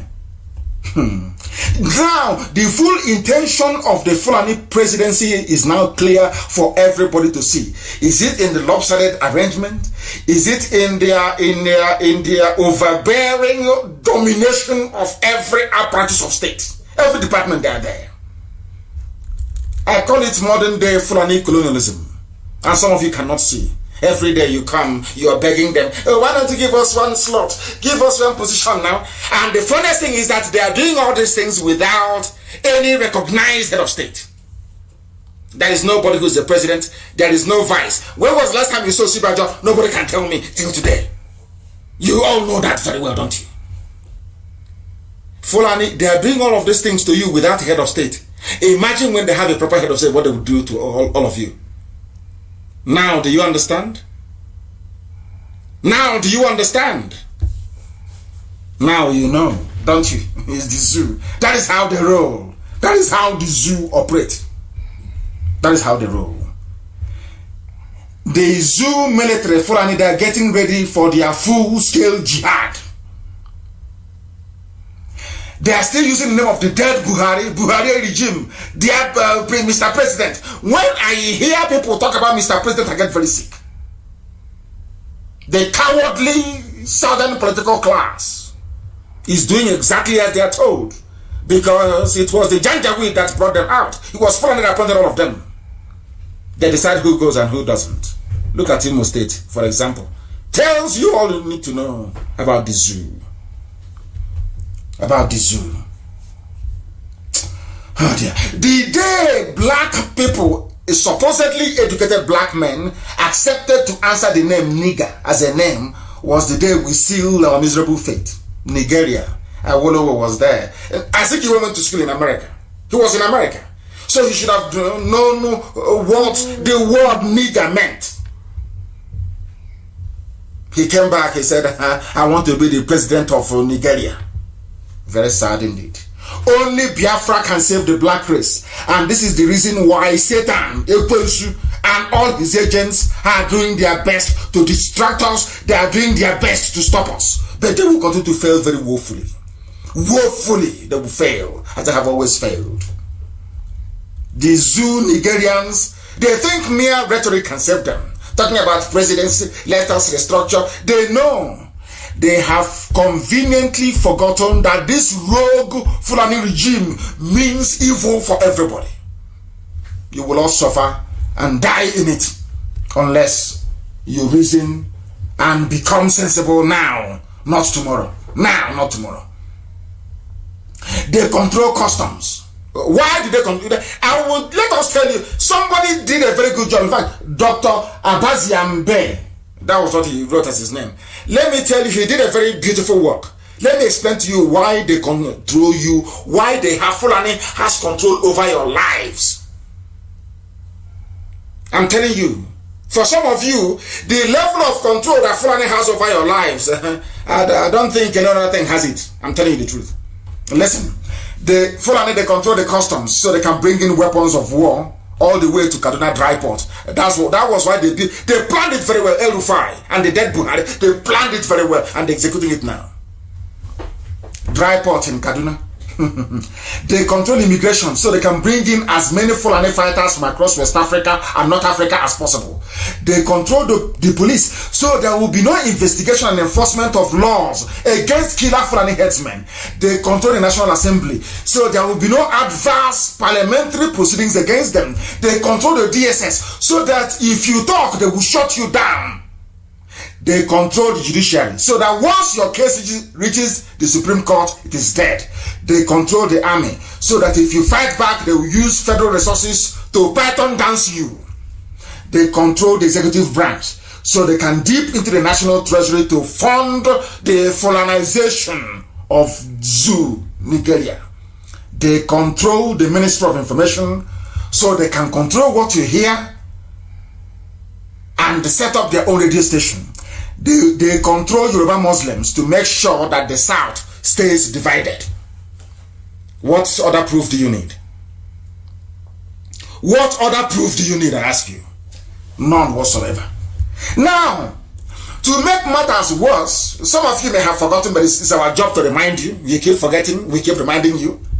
The Fulani, I'm going to quote verbatim, a statement by the Fulani Nationality Movement issued in Kanu as a press statement on Saturday, January 13, 2018. You have all forgotten, but we have not. So we're going to remind you. Now, this is what the media really said. The Fulani Nationality Movement, FUNAM, F-U-N-A-M, after extensive deliberations on the state of the nation, we hereby make the following declaration. These are Fulani people, your fellow Nigerians, all of you are in your beautiful zoo together playing catch me and kill me with them. This is what they're saying, your fellow Nigerians. that we have asked all Fulani across West Africa to raise money and arms to prosecute the oncoming war. We call on all Fulanis to prepare for this holy war. There is no going back. All over the world, Nigeria is the only country given to Fulani by God. That the cattle colony is the only solution to this crisis. Whether the federal government or state governments accept or not, we have asked all Fulani headsmen all over West Africa to move to Nigeria and penetrate every corner for the upcoming jihad. We have asked them to be armed, since it seems it is the only language Nigeria understands. A statement by Fulani Nationality Movement, FUNAM, Saturday, January 13, 2018. And you would think, some will say, oh no, it's propaganda. Oh, they leave IPOB. They're always doing their propaganda. They are casting the government in a bad light. You know, that's why when they go out, they go to Vietnam. They tell the Vietnamese government, don't allow IPOB here. They're giving us, I'll get to that later. They're giving us problems. But that thing they said, the Fulani said in 2018, here now, in that same 2018, you know what they did? Benue belongs to Fulani headsmen by right of conquest, according to Daily Post. So you will not accuse IPOB. You will not say it is a Biafra newspaper. No. It's from a Nigerian newspaper. Benue belongs to Fulani headsmen by right of conquest. Professor Muhammad. And the people from Benue are still, they wake up in the morning and they say one Nigeria. And you're telling me that people are that well in the brain? Can you see it? They said to their people, come and conquer. They have come and they have conquered. It is here. They have come and they have conquered. Yes, as somebody said, they are playing Russian roulette, catch me and kill me. That's what we are doing with Fulani terrorists. If they catch you, if you're lucky, they behead you or they kill you, and the zoo continues the next day. The next news will come. Let us look at maybe Big Brother, or let us look at how things are going, how which celebrity is doing what. Confusing all of you, and you're being eaten up alive by the day. Unbelievable. Unbelievable. Who is responsible for this? Somebody from Middle Belt. It was Gowon that laid the foundation for the disease that everybody is suffering today. We are the architects of our own misfortune. Today, Middle Belt is in trouble. They are turning it upside down. And who brought it about? A Middle Beltan, somebody from Gowon, a Christian for that matter. Look at the zoo today and where it is. We condone evil. I keep saying it. In fact, every morning and evening, those that pray to God, every black person, you must keep praying every blessed day. God, remove evil tendencies from my heart. God, remove jealousy. God, remove envy. God, remove wickedness. I'm a black man. Remove evil from me. I'm telling you the truth. Every blessed day. I'm telling you. Because we support evil. As I said before, we naturally gravitate towards iniquity. That is why the black race is backwards. And that is why it will continue until we change, until our brain, the way we reason, changes. Fulani are playing games with all of you. You don't know. I kept quiet for 7 days. They thought, oh, he's gone. Oh, now let us try and even accelerate our wickedness and our evil. It's Gowon that caused it.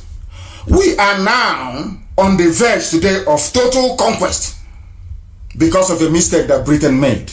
Certain racists in the British colonial establishment, including the BBC, and to a lesser extent now, even today, BBC, they have continuously reinforced the superiority complex of neocolonialists. They denigrate, they subtly, very subtly, they insult and they demean you without anybody knowing. You think they're doing you a favor? Of course not. Very cleverly, of course I read in England, so I know their tricks. Very cleverly, they'll be insulting you and putting you down, but you will not know. And I'll tell you to an Afro breeze, you will not know. Like a house rat, as they are chewing the sole of your feet, they are blowing you breeze, so you won't feel a thing. The thing we don't know, of course we know. Why do you think IPOB is as strong as we are? Because we know everything. We know all their games. We know the games that they are playing. That is why today, when you hear about Zamfara, people are selling their houses to bandits in Zamfara. According to an emir, the emir of Guzo, people are selling their houses to bandits in Zamfara. Bandits are now landlords. Who are bandits? These are Fulani terrorists from Mauritania, from Mali, just name it, from everywhere they have come. And you're still tomorrow morning, Nigeria, we need to reposition Nigeria, we need to restructure. When you know the solution lies in the complete dissolution of the damnable contraption. Black people are evil. If not that black people are evil, there is no way learned people, educated people can wake up to this rubbish every blessed day. Every blessed day, the same nonsense, the same garbage, no light, no water, no hospitals, no good schools, no jobs. You graduate, you come out, you have nothing, no hope, nothing whatsoever. And you still say you're Nigerian. God have mercy on your ignorance. Unbelievable. Bandits are now landlords. In Guzo, Fulani owns Benue by right, and be wasting your time. And what happened to the others in history will also happen to you. It will happen to you. Evil every blessed day. Please tell me how many Nigerian soldiers, Nigerian soldiers were killed in Katsina. This is not Meduguri, not Borno. In Katsina, the same state of the hard man. The general, no nonsense. I remember when Tinubu was promoting Buhari before 2015 election. He is a hard man, a general, a no nonsense general. But in his state of Katsina, the late no nonsense general, Fulani terrorists, probably maybe from within or from outside, nobody knows, have now ambushed. They are Fulani terrorists, also soldiers, and killed 16 of them. Terrorists of terrorists. That's what is happening now. One is in uniform, one is in Islamic garb, is in Al Qaeda outfit. Terror, fighting terror in the zoo in Katsina. And nobody has been sacked, nobody removed, nobody called to resign, nothing. Imagine if it was Ihejirika as the chief of army staff and the terrorists will ambush Nigerian soldiers 16 and kill them in Katsina. Hey, they will burn his house down. They will kill his whole family. But this rubbish is happening every blessed day. And what do? You keep quiet. Soldiers, zoo soldiers, 16 dead in Katsina. Hey, black people in this UG, black. There's something wrong with you people. I'm telling you the truth. I'm telling you, black people. Your reasoning capacity is zero. Absolute zero. Absolute zero. And who caused all this nonsense is the amalgamation of the North and the South. The white man came without regard for anybody. Lugard came and said, you, Yoruba land, I'll divide you into two. Half will be in Dahomey, which is a Benin Republic, and half will be in the zoo. And your name is now Nigeria. And I keep asking this very simple question. There is a Yoruba person in Porto Novo, in Benin Republic, and a Yoruba man in Badagry. And they speak the same language, they eat the same food, everything is the same culture, the same, everything is the same. And you divide them into, this is one thing about colonialism I don't understand. And why we have not challenged it, I do not know. You have a white man travel all the way from Scotland, Lugard, come to your land, Yoruba land, and cut you into two. And say one of you, your name is now Dahomey, the Benin Republic subsequently, and the other one, you are Nigerians. And you accepted it. And that same white man now said, you that is a Yoruba man, Oduduwa man in Odua, man in Badagry, you are related to one Ahmed Kaparafi from Kanem Empire. Does that make sense to anybody? And that is, I keep trying to understand the level of black man's intellectualism. It doesn't make sense to me. It just doesn't. Now that the whole world is saying Black Lives Matter and reviewing all the atrocities of colonialism, why is it not possible for us now to say no? That even the Oduduwa people in Benin Republic and the Oduduwa people in the zoo, Nigeria, they are all one people. What is wrong with that, I ask? What is wrong? I ask. Is lookout that caused all this problem? Today people are saying, was the amalgamation of northern and southern Nigeria in 1914 a mistake? Of course it was a mistake. Who doesn't know it was a mistake? Oil and water can never mix. Can never, not now, not tomorrow, not ever. That is why there is no progress. That is why nothing is happening. That is why people graduate, come out of school with no jobs. Do you know the most frightening thing of all is that these graduates without a job, they are not even moved. They are not angry. They are not upset. They just get on with life and prayer and fasting. Why do you need to keep the zoo as one, knowing fully well that the amalgamation was a mistake? Why do you need to keep the zoo as one, knowing fully well that dividing people and conquering and ruling them the same way that the colonialists did was a very bad thing? Why can't we understand that? And in the midst of all of these things, in the midst of all this evil, you will think that something good will come somehow, maybe one day, but no. What is happening? Who remember the list I gave you before, or I rolled out before, about those who are in power, where they come from? Are they not all Fulani people? Now listen, how Nigerian government officials diverted $800 million from secret oil sale. Who are the people that did this? Fulani. No EFCC, none whatsoever. The same people. Now, former NNPC, I'm just reading you only the headlines. I don't want to disturb you too much because I'll take some calls in a minute. Former NNPC boss Yakubu claims 98% of over 3.8 billion found in his house are gifts. Cash, 3.8 billion. Cash. Where is he from? I mean, he's from the north. His name is Andrew Yakubu. Are you following? One Nigeria. Are you following in this whole one Nigeria garbage? How they are squandering money left, right, and center. But there is EFCC and anti-graft. And he is fighting. Nigeria is winning the war, or should I say Nigeria is winning the war on corruption. The anti-corruption crusade. They have now received a certificate from Mozambique that they are doing very well. Rubbish. All nonsense. All garbage.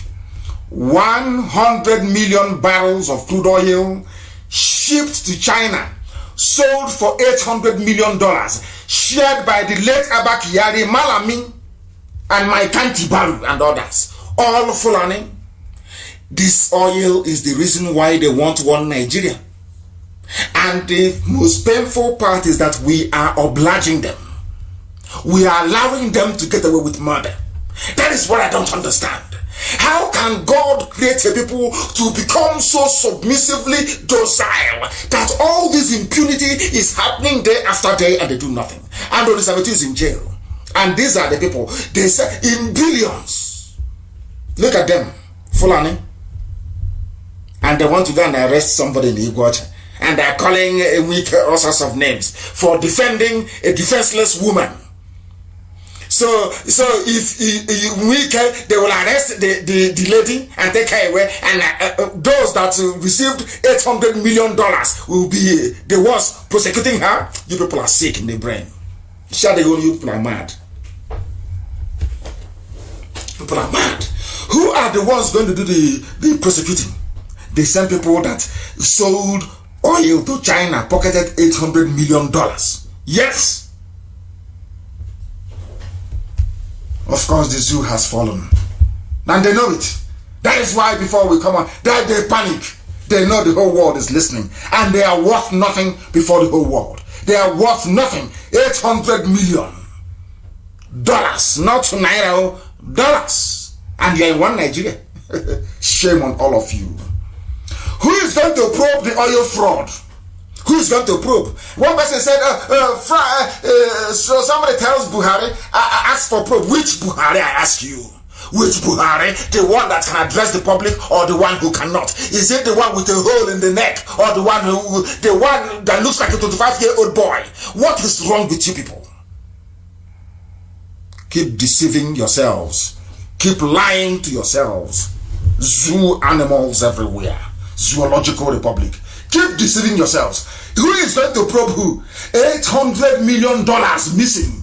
And Olisametu is in jail. For 400 million naira they gave him to run PDP campaign. This is the beginning. The zoo is crumbling left, right, and center, and they know it. Don't they know it? Of course they do. All the yappers, they will have something to yap about very soon. They will yap. They will run out of oxygen. Because we will give them something to yap about very, very soon. Look at the zoo collapsing every day. They won't talk about it. 800 million missing. These are the idiots begging for foreign aid, grant. They will go to World Bank, give us loan. They go to IMF, give us loan. But meanwhile, that is one thing about black people. Meanwhile, the money you have inside, you are siphoning. You're stealing it. You can see for yourselves. Can you see it? Can you see it? Fulani in power. Don't worry, in 2093, you people will vote for them again. By that time, we'll be out anyway. I have no time for these idiots. They think we have to put up with this rubbish? Is this how a nation is supposed to function, a country? I'm asking you. Is this how a country is supposed to function? Some of you cannot answer. You can't answer, can you? Crude oil being shipped all over the place, asking for who is going to investigate who? Who? Is it Fulani? Investigating Fulani? How is that possible? How is that possible, I ask you? That these are a bunch of illiterates. Illiterates, they know nothing. If they were intellectuals, maybe I can enjoy it. They are nothing. They are nothing, absolutely nothing. Only to steal. Only to steal, only to steal, only to loot. The only thing Fulani knows is to loot every blessed day, stealing and killing. That's all they do. Kill and steal. That's all they do. And you idiots are talking about one Nigeria. Useless set of people. One of the few people that speaks up, that speaks the truth, His Eminence and Cardinal Anthony Olubumi Okoje has spoken. He has decried the level of corruption going on. He is crying over corruption. Of course, the man that I respect very much, His Eminence. He's crying over corruption. Him and Kuka of Bishop Kuka is very outspoken man that I have regard for. They are crying over the level of corruption in the country. But mind you, that in 2015, the Obama and everybody said, we need Buhari in order to fight corruption. Today, His Eminence is crying over corruption. Everybody is crying over corruption. So what have they been doing for 5 years? Buhari before he died and those who are ruling in his name.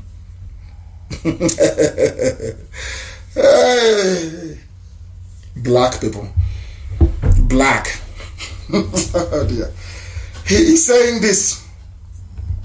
Nigeria is supposed to be waging war on corruption. But they are more corrupt than the war. Hey, God in heaven. Those who are waging war on corruption are the ones selling crude oil and pocketing $800 million. And they are fighting corruption in the zoo. In the zoo. In the zoo. Unbelievable. Very, very sad indeed. In a statement, Okoje said EFCC is supposed to be part of the solution to the problem of corruption, but the twist of events has shown that the war on corruption has been lost. EFCC are now themselves corrupt. They came to fight corruption, but they are now themselves corrupt. Then why is Olisametu still in prison? I ask. All those who are keeping quiet, all those Igbo men and women who are keeping quiet over this amity. You see how the Fulanis are defending their own? They steal, they loot, they kill, and they defend their own. Only you people yapping rubbish all the time. As one brother wrote very eloquently, he said there are saboteurs everywhere, that every ethnic group have their own saboteurs, but there is something special about an Igbo Sabo. that an Igbo saboteur is a special breed altogether. Maybe I'll try and publish that very brilliant piece he wrote. I don't know what his name is, somebody sent it to me. He said everywhere you have saboteurs, but Igbo Sabo is very special. Very, very clean and special. That his own Sabo is spiritual saboteur. What drives him or her, he or she wouldn't know. But sabotage is in their system. That is why an Igbo Sabo is very deadly. I've asked some of you before to go and watch the film Tears of the Sun. I keep saying this thing every blessed year. Tears of the Sun is a Bruce Willis movie. He was the lead actor in that very movie. It is about Biafra. Tears of the Sun is about Biafra. Go and try and watch it. And after watching that movie, I watched it in a movie theater in London. After watching that very movie, I came out, I think that was about 1997 or thereabout, that movie came out. Do you know, after watching that movie, I asked myself, how is it that Hollywood of all people, Bruce Willis, how come the scriptwriter knows that Igbo people are saboteurs? How it comes to them naturally. In that very movie, a Hollywood movie, the Sabo there betraying Ojukwu is an Igbo man. In a Hollywood movie. That tells you all you need to know. Now Sabo Gadere, that must be Sabo. He was there. And they asked him, he was shot dead of course. They asked him, why are you betraying your head of state? He said because his family was being held in Lagos. Go and watch that movie. In fact, I'm giving all of you, go and look for Tears of the Sun. Cut out that bit where the Sabo was confessing. The Sabo was an Igbo man who was confessing. Go and bring it out and let the whole world see it. So that all the Sabo you're seeing today, they are all, by nature, they are there. If Hollywood knows, then so should you. But we are IPOB now. We have frustrated them into oblivion. The zoo is adrift. The genesis of the problem was the amalgamation. Those that said, oh, we love it, many rainbow nation, many cultures, diversity, talking rubbish. Look at the diversity. It's bringing you death, corruption, looting, suffering, pain, poverty, disease. You can't see it. Maybe your family is benefiting from the loot, or maybe you're one of those they gave an oil well to, and you're yapping rubbish and defending evil. You will defend evil because you're a black man. It is in your nature as a black person to defend evil. It is in your nature. And so as we were discussing, I had a very important meeting earlier today, and as we were discussing about Sabo and their spread around where we come from, and the fact of the matter is this: our people are very, very competitive by nature, but they don't know when they stray from being competitive to being very jealous. And most Igbo men are given or prone to jealousy because they are naturally competitive. They say to themselves, oh, that man who is there, I wish I'm the one who is there, or I wish it's my son or my daughter who is doing it. And from there, wanting to be there, which is a very legitimate aspiration, to better yourself, to be somebody you are not. And once they find out that they cannot meet that very standard, they go into sabotage. That's the way they are. It's in their nature. Nobody can take that away from an Igbo man. It's how they are. That's how they are wired. If they try to be like you and they cannot be like you, the next thing is envy. And another thing is, what do I do to bring him down to my level? That's the way they are. It's in their nature. You can't take it away from them. That's how they are. That IPOB is one very strong family. Indivisible and unbreakable. Unbreakable. And at last somebody has spoken. And spoken the truth that everybody wants to hear. Professor, a man that I have respect for as well, Professor Banji Akintoye. And I wish they can facilitate this Oduduwa Republic very quickly. They are the ones I want to work with. Those in Oduduwa, pursuing Oduduwa, are the people that I want to work with. Not just telling me about restructuring and fixing Nigeria, no. Those Oduduwa people that are pursuing Oduduwa Republic, they are the ones I want to work with. No other group. Professor Akintoye said restructuring is not the solution. Of course not. It is not and can never be. He has spoken. I believe our leaders from the four zones are Femi Fere, Ohanese, Pandev, and Middle Belt Forum, who have put this forward, believe that it was a way of compelling Buhari, of course a dead man, to at least effect some structural reforms in the system. But it hasn't happened. And he has no hope. That they asked him, you mean that restructuring is no longer a solution to Nigeria's problem? He said yes, because it's too late. We have passed beyond the point of politics. A section of the country is actually trying to conquer the other part of the country. And this is Oduduwa man saying this. He's the one saying this. Not me, a Professor Akintoye is the one saying this. Not nnamdi Kanu. No, of course not. I'm only quoting him what he said. Restructuring is the argument of politics. It is not a response to war. The Fulanis have brought war, and you're discussing politics, and they are conquering you. They are cutting up your daughters into pieces, and you cannot see it. Sabo is blind. Sabo can never see it. They cut up your daughters in your villages, and they spread the parts all over the place. Sabo, can you see? No, you can't. Professor Akintoye is telling you that the Fulanis are speaking the language of war. And you, with your stupid restructuring, you are speaking the language of politics. Who do you think will win? I like what he said so much. I love it. I love the words he used. You don't use the language of politics to address a war situation. That is why they are conquering all of you, one after the other. And that is why the zoo, in desperation, are now targeting IPOB family members in Vietnam, because we are all over the world. And it is also a source of envy for people that IPOB, we are the largest mass movement in the world. When we march, the earth shakes, of course. Who doesn't know that? Who doesn't know that? Our people in Vietnam, I received this very correspondence that our people in Vietnam are in very great danger, because people working in the zoo embassy in Hanoi are conniving with the Vietnamese government, bribing them and giving them money. They sell all this illicit oil. They have promised to give oil to Vietnam, so they can start the deportation of our people, so they can start the imprisonment of Biafrans in Vietnam. They sent pictures to the Vietnamese immigration and police. And some of our people were invited to immigration office in Ho Chi Minh City and forced to sign an undertaking stating that there will be no more IPOB activities in Vietnam, or that our insignia should not be showed, and we are going to take them to court in Vietnam.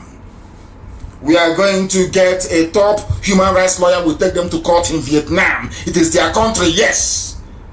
But Biafra must exist. Is it not the same Vietnam that fought USA? You fought France and USA for your independence, didn't you? Vietnam. That now you want to come and support evil. It cannot happen. We'll take them to court in their own land. And that's what we're going to do. And I have a very, I would want some clarifications, I would say, on what is actually happening in the West, because we have our coordinator Tari Nemi, who is the coordinator of the Western region, and I want to bring him to tell the whole world what is happening. The whole world is actually listening. Tari Nemi, can you hear me? Yes, I can hear you. Good evening from here, sir. Good evening to you. Can you tell us precisely what is happening in the Western region and how you intend to fix it? Okay. In the Western region, we've been having some challenges, though we've also measured some level of success so far. What are those challenges you're having? Hold on. What are those challenges you're having? Okay, the challenges we are having, it seems to be like some people have decided to have a parallel government in the West here as a result of the previous leader. And these people are just working on their own differently and going against every instruction that comes from the leadership. Hold on for a second. Let me go back to our opening this very evening about black people and lack of discipline. If your administration is over, or for some reason your services are no longer required, you go away quietly. You may be recalled next day. Some of you are so daft and so foolish. Do you know how many times our Biafra national coordinator was suspended from IPOB, but is a national coordinator today? Do you know how many times Amarachi Giftibe was suspended? Look at her position today. What is wrong with you people? If your tenure is over, it is over. You hand over everything. I don't want you people to compel me to use force on you as stupid black people who cannot reason. Once your tenure is over, you hand over. And that's the end of it. Tomorrow you may be recalled to come and serve. Biafra is not going to be like the zoo or any other useless African country where somebody serves and at the end of their tenure to go will be a problem. There will be no parallel government in Lagos, and as we are speaking today, you come back next week Sunday. If it persists, I will expel them from IPOB. Please go ahead. Thank you very much, sir. Is that it? Do you have anything else to tell us about what is happening in the West? Apart from Lagos State, the Edo State coordinator has just cut himself off from the leadership of the West. He told me emphatically that he's not ready to work with me. The Edo State coordinator, mazi, that he's not ready to work with me. He doesn't want to open his state to the leadership. He said that except I work with him alone, that I cannot have access to know his team that he's working with. So he has just cut himself up, and for close to a month now he has not been attending our meetings. Edo State coordinator is an old boy. Is one of us from the beginning, and I saw him as a hardcore. I will instruct the relevant line managers to be able to look into this very matter, and I would suggest you refer it to the conflict resolution committee so they can hear both sides of the story. You have said what's happened, then when he goes to the conflict resolution committee there, he will tell us exactly why he adopted the position that he adopted.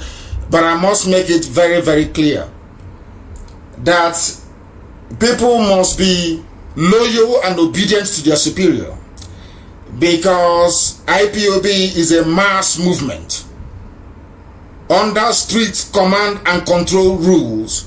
You must obey your superior, and they understand that, and that is what is going to happen. And as I said, you will refer this very matter to the conflict resolution committee, and there they will look into it and come to a resolution within the next 7 days. Thank you very much for being with us, and continue the very wonderful work that you're doing. That is Tarinemi.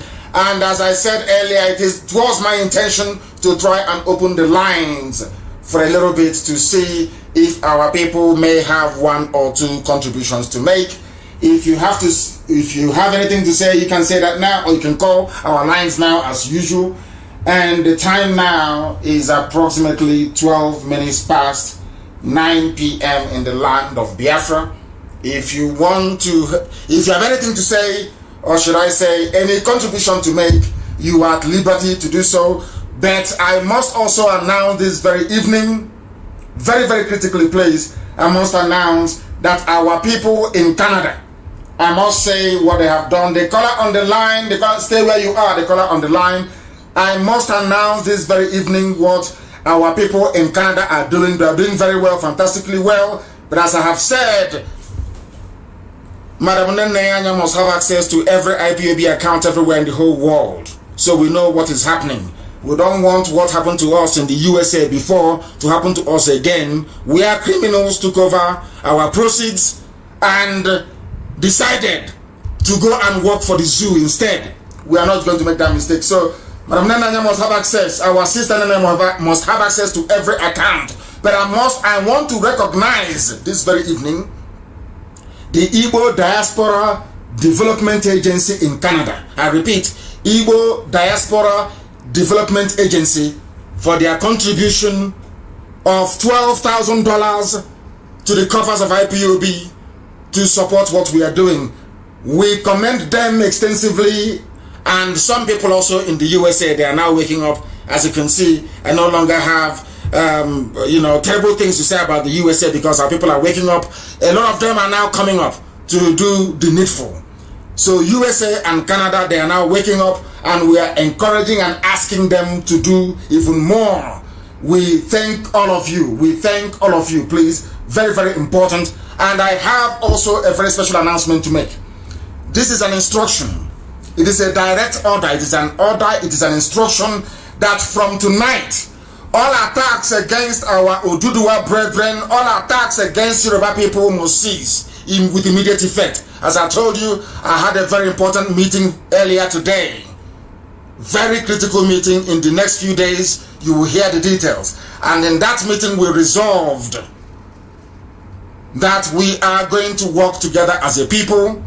And I am asking henceforth, with immediate effect, every attack, verbal or otherwise, against Oduduwa entities or personalities will cease. Despite every provocation, you are not allowed to respond or to retaliate, but where a baseless allegation has been leveled against us, endeavor to respond to it by confining yourself to addressing those issues raised and not attacking the personality. Very, very important. You understand this evening, please. I know that the Janjaweed, the Fulani Caliphate, they will go and create many fake accounts with Yoruba names to try to provoke us, to attack us. Our focus is on Asorok, to make sure we crumble the zoo this year. As I told you before, if we fail to crumble the zoo in this 2020, it is our fault. We must crumble it this year. Our focus is on Asorok and to crumble the zoo. Very, very important, very, very critical. You are not to attack any Yoruba person or their entities. It is an order from me this evening. It should cease henceforth. It should cease henceforth. Please, I had a very high-level critical meeting with Yoruba stakeholders. Sorry, Oduduwa, I don't want to use the word Yoruba. With Oduwa stakeholders. And they are pursuing what we are pursuing. And we cannot be seen to be antagonistic towards one another, because the Fulanis are the ones laughing and rubbing their hands with glee. We cannot give them that opportunity anymore. As simple as that. I have a caller on the line. That caller, are you still there? And can you, for goodness sake, hear me? Yes, I can hear you, my leader. Please, your name and where you're calling from. My name is Biafra Effiong. I'm calling from British Columbia, Canada. From British Columbia, you are Biafra Effiong. Where do you come from in Biafra land, please? I came from Nsrata in Akwa Ibom, Biafra land. Thank you very much. Please go ahead. We are listening. Go ahead. You have gone silent. Yes, go ahead. I love you so much, my leader. I've been following you for so long time, 2012 till today. I've been a person that I met you before when I was in Malaysia. You have been a great man, and God have used you to celebrate the whole world. I love you, and there is no person can block this or can stop this movement. My leader, you are the man that God sent, and you told us that this struggle is whiter than snow. And I believe that I have been working with my own capacity to to make sure this Biafra restoration come to reality. I was the one who started the IPOB in Philippines. Wow. I started the IPOB in Philippines before I now hand over, before I moved down to Canada. So the Philippines is working strong. Yes, it is. Also, I've been assistant coordinator here in British Columbia. But my leader, I follow you because of what you said. I didn't follow you because of, I just follow, you know I don't want to go to the detail. But I just want to thank you, and I'm overwhelmed to speak with you. But there is a small thing I want to beg you, please. Go ahead. Because in your leadership, sometimes people don't understand. Of course, in all the family, you might have maybe a child or that might not like to follow your instruction. You know, they might be causing confusion. Yes. Now, Akwa Ibom State is having a very big problem, which you might not know the details. But I call my family because I even put the radio Biafra satellite in my compound there, and also have some information there. My family have given me information. So the Akwa Ibom has problem with coordinator issues. My family is reporting to me. Very, very bad, and I don't want to put my people in the danger. So please, they say they don't want the coordinator that is working now. It's causing a lot of problems. You don't want to work with anybody.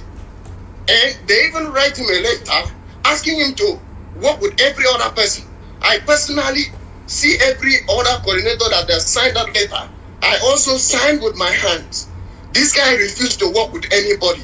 Till today, he doesn't want to work with anybody. My leader, please, I know this Biafra we want is democracy. It is not something that people will say, this person we don't want. And they will force that person to be. I don't know. We don't want something that happened to Imo State. To when they force give Imo people. Now, the Akwa Ibom said they don't want this guy. This person don't want to work with anybody. My leader, I'm begging you, I'm on my knee. I cannot work for Biafra to restore. Then my own Biafra in Akwa Ibom is down. I was expecting Akwa Ibom Biafra to be even more stronger than Abia State or any other part of Akwa Ibom. The second in command was Philip Effiong. He was a man that I love so much, and God rest you. God rest you. People were saying that, hey, you cannot follow Igbo man. Igbo man always do all those things. But God stand with you. They give you everything, you refuse.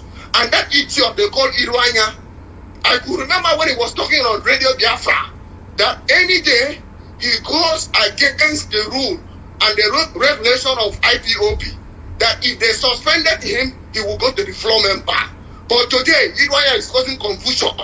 Irwanya is causing problem everywhere because he was suspended, because he wanted to hijack the government of IPOB.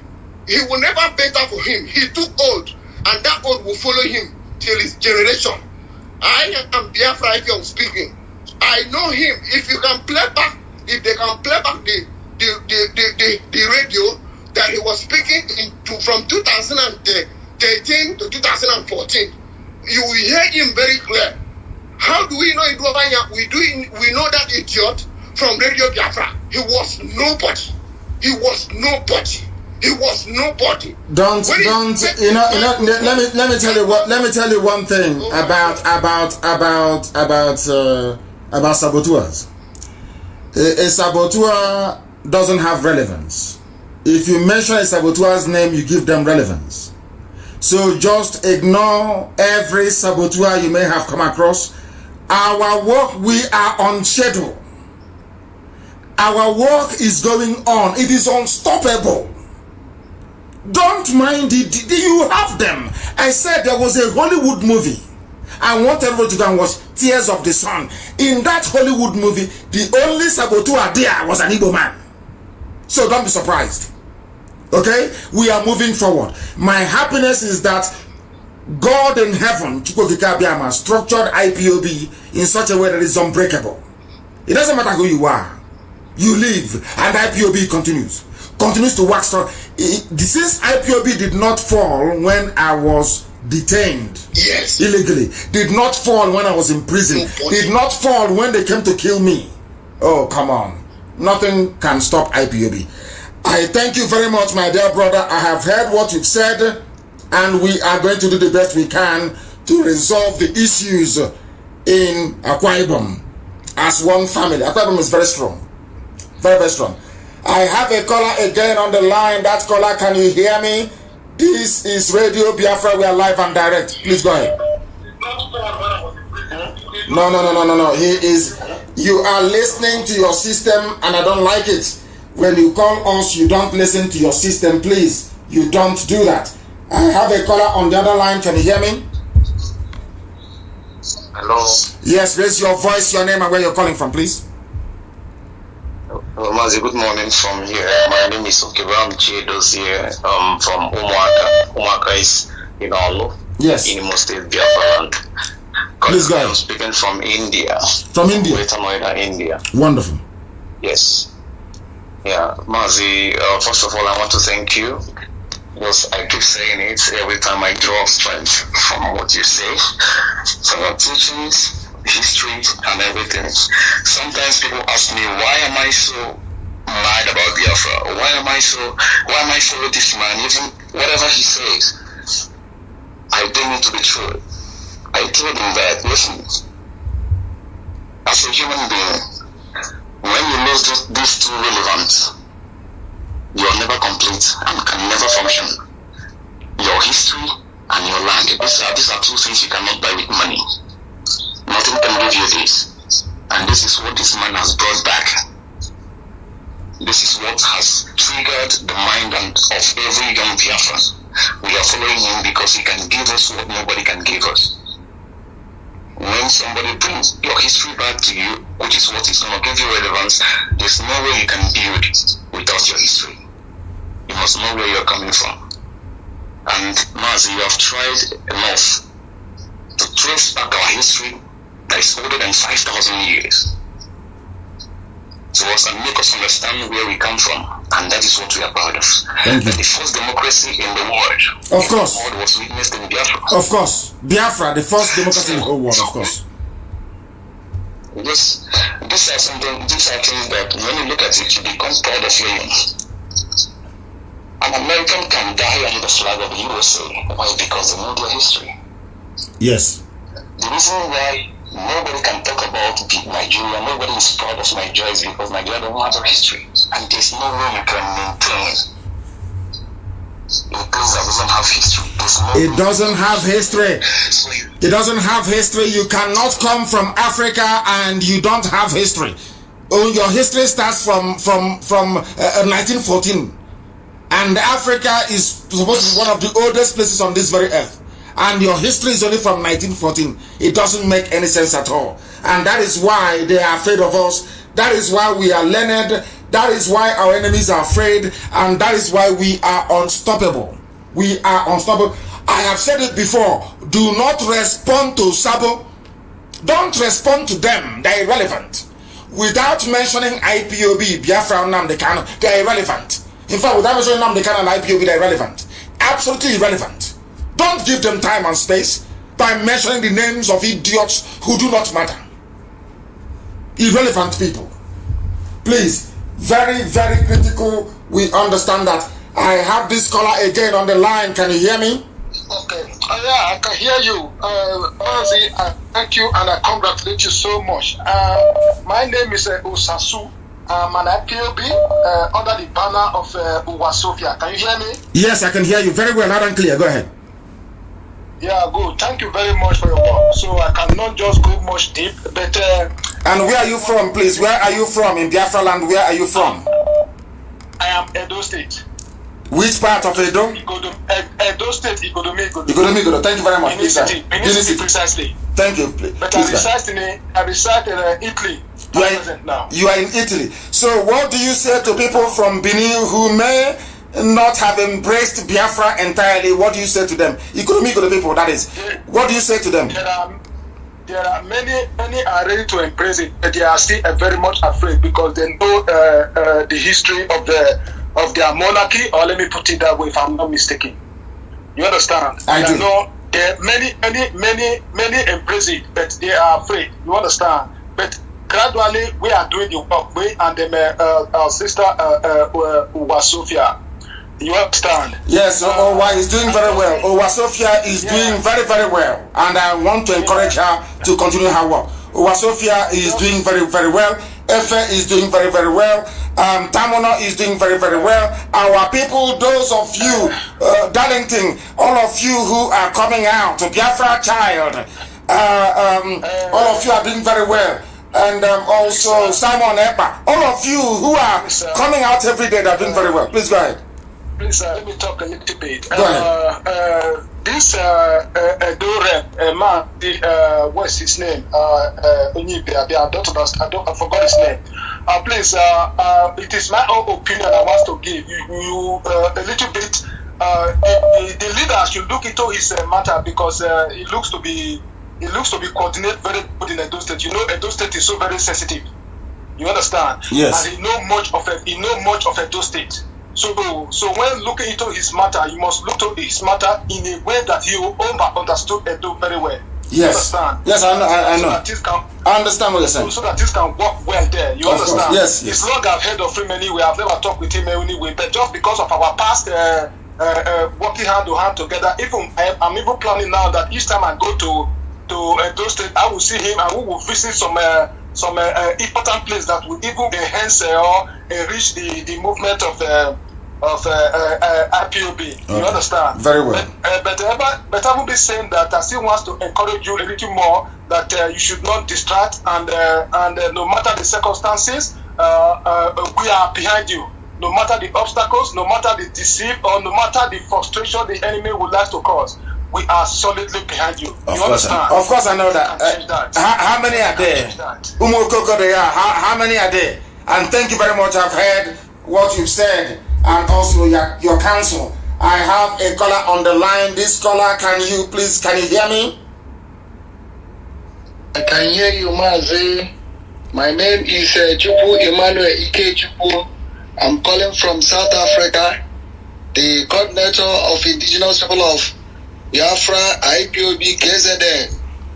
Thank you very much. You're welcome to the program. Please go ahead. Mazi, you made me a happy man on the singular tweet you made last week. You said that you are going to marshal out plans to stop the Janjaweed access to the oil money. Of course. Please, that thing you said have made me a happy man. Since I joined IPOB, I've been following you and I've been doing whatever you ask us to do. But that your singular tweet have made me to submit my soul into the IPOB. I've been submitting my body. I'm pleading you in the name of Chukwu Kikabiama to facilitate your plan. I will. And you will see what will happen this year. You will hear it. Thank you. You will see it. Thank you. Thank you very much, my dear. And the whole world will understand how serious we are. They will know how formidable we are. Very soon, of course. They will be on the run very, very soon. I have a caller on the line. This caller, give us your name and where you're calling from, if you may. Hello, my name is Mr. Robert Unebu. I'm from MPC and I'm calling from Tyler, Texas. Thank you very much. Please go ahead. Yeah, first and foremost, I want to commend you for the great job you are doing. You have really proven to us, the Igbos, that we have a leader. And they've also made us to understand that what we're going through right now will ultimately come to an end. You know? Yes, sir. I commend your strategy. Forget about all those people, you know, who appears to be gullible. That's why I refer to them, or who are kind of parochial. Because going by what I think Lord Lugard, the book he wrote, the Dual Mandate in Tropical Africa, he referred to us as people who live by the moment and who don't have any apprehension for the future. But I'm glad that today, with you have proven to the whole world that we are far-sighted people. You know, we know where we're heading to. You know, of course. I was born during the Civil War, so I understand what it means. So when people who were not part of that tragedy talks, you know, I pity them. You know. Yes. So don't divulge your strategy to anybody. You don't own anybody anything. Keep on planning what you're planning. We're strongly behind you. Of course, I know that. You know, I have no doubt. We are strongly behind you. So the sabotage, as you said, it's just their existence is just temporary. You know, if you give them attention, you give them relevance. That's true. They don't need it. You know. So keep on focusing, and with respect to what the Fulanis are doing right now, I believe that your strategy of mobilization and sensitization and conscientization of our people should be ongoing. You know, we are helping with respect to that because so many of our people appears not to understand the agenda of the Fulanis. You know, yes. So, I mean, taking you back on history, in 1967, I have the clip. Ojubu, after the Aburi Accord was asked, yes, was asked what he feels and the plans of the Fulanis. He said that their agenda never changes. It never. The thing is that they change the strategy. Never. The agenda is the same for Fulani. Always the same, to conquer, to subdue and to subjugate.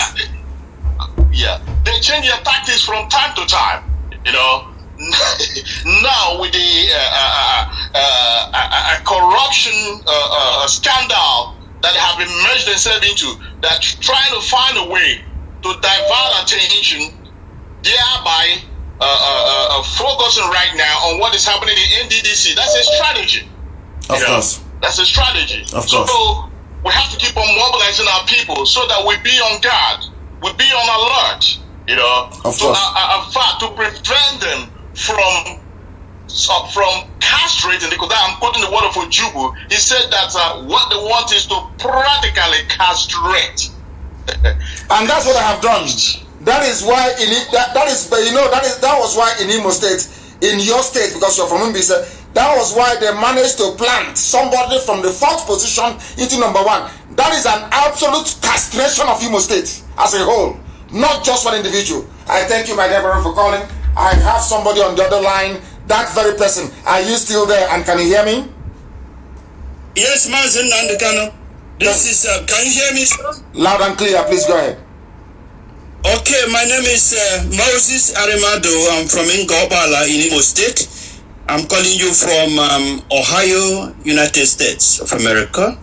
And they were one name. Okay. Thank you very much. Thank you for calling. Please go ahead. Well, for the matter of this forum, this platform, I have few questions for you before I go into my main question or contribution this evening. Please bear with me. You ascertained that Elohim sent you. Am I correct? Who else could have said? How could I have survived if not for the? No, go with me, please. Yes, I'm with you all the way. Yes, of course. All right. Yes. You also in agreement that you are also in agreement that you operate by the directives of El Shaddai. Am I correct? Absolutely. Wonderful. And also, good. Now, if you look at the laws and the instructions given to Moses in Torah, Elohim made it clear to Moses what the expectations were for the children of Israel. Yes. And in terms of, murder, in terms of kidnapping, instead of doing evil. It's made it clear. Now, I am appealing to my Biafran brothers and sisters that the kingdom of God is at hand.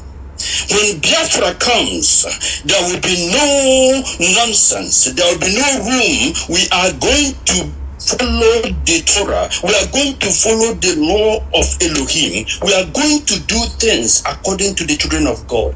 Therefore, We are not going to have time. Our money is not going to be used to build prisons for criminals.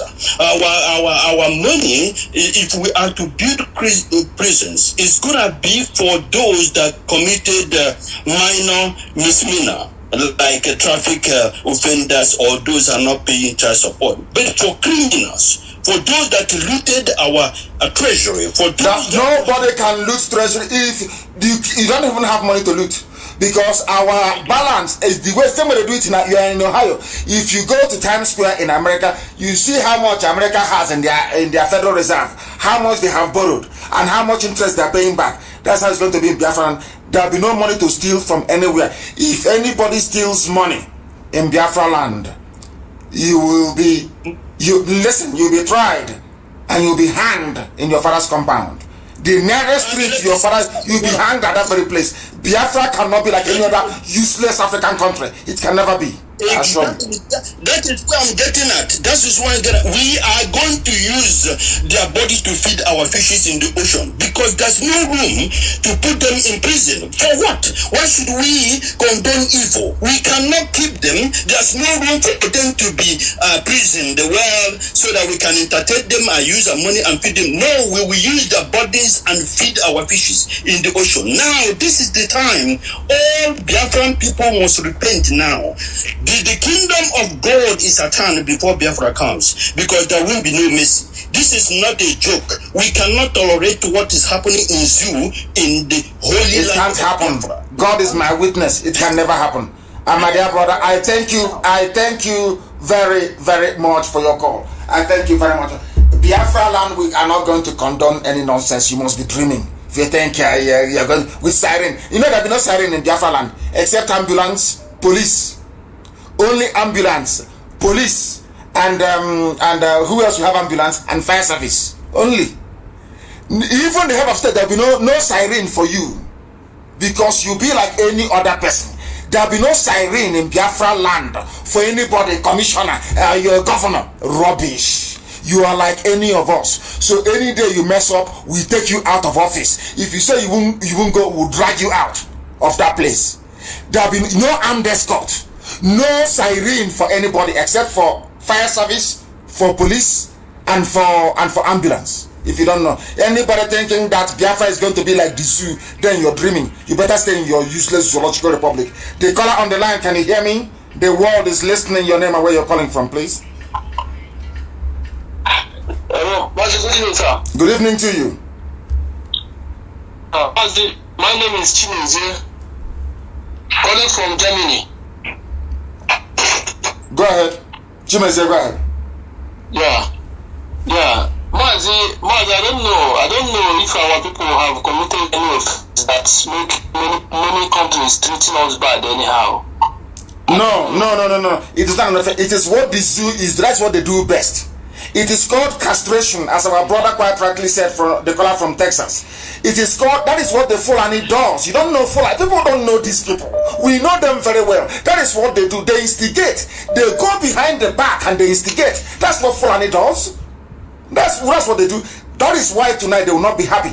Tonight that I have announced that from now going forward, we are no longer going to attack any Yoruba. No Oduduwa person will be attacked. You see, they won't be happy about it. That's who they are. They instigate. Please go ahead. I don't have much to say, but only that many things I need to say, but I don't. Then try and call me off air, please. When I'm off air, you can call. Maybe that is the best way for us to proceed.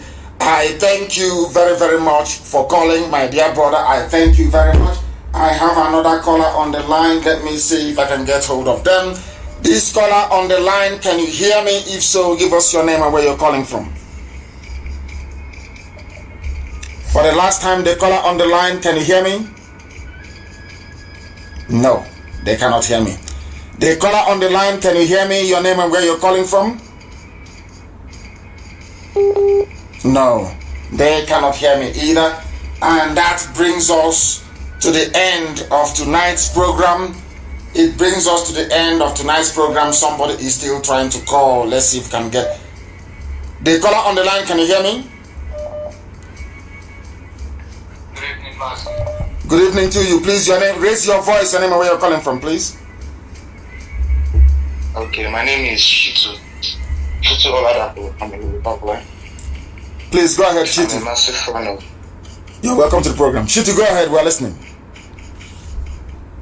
Okay. Okay. Yeah, I would like to say I really like what you're doing with IPOB and Stroke. It has opened the eyes of a lot of us. But what I notice is that Biafra needs to focus on the people of the Niger Delta. That's 13% that the Janjaweed are giving to them. Is what they feel they can. They feel they are okay with it. You understand? Yes. Even a Yoruba person, I engage with people from the so-called Niger Delta. Yes. I tell them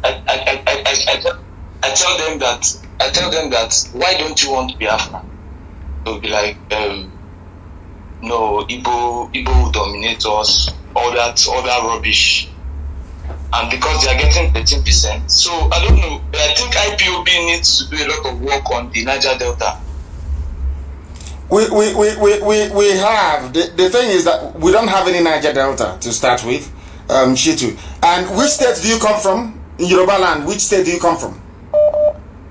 I'm from Kwara State. We are one of the oppressed people. Oh my goodness! I'm a Yoruba man from Kwara State. Oh my! Your situation is even worse than most of us.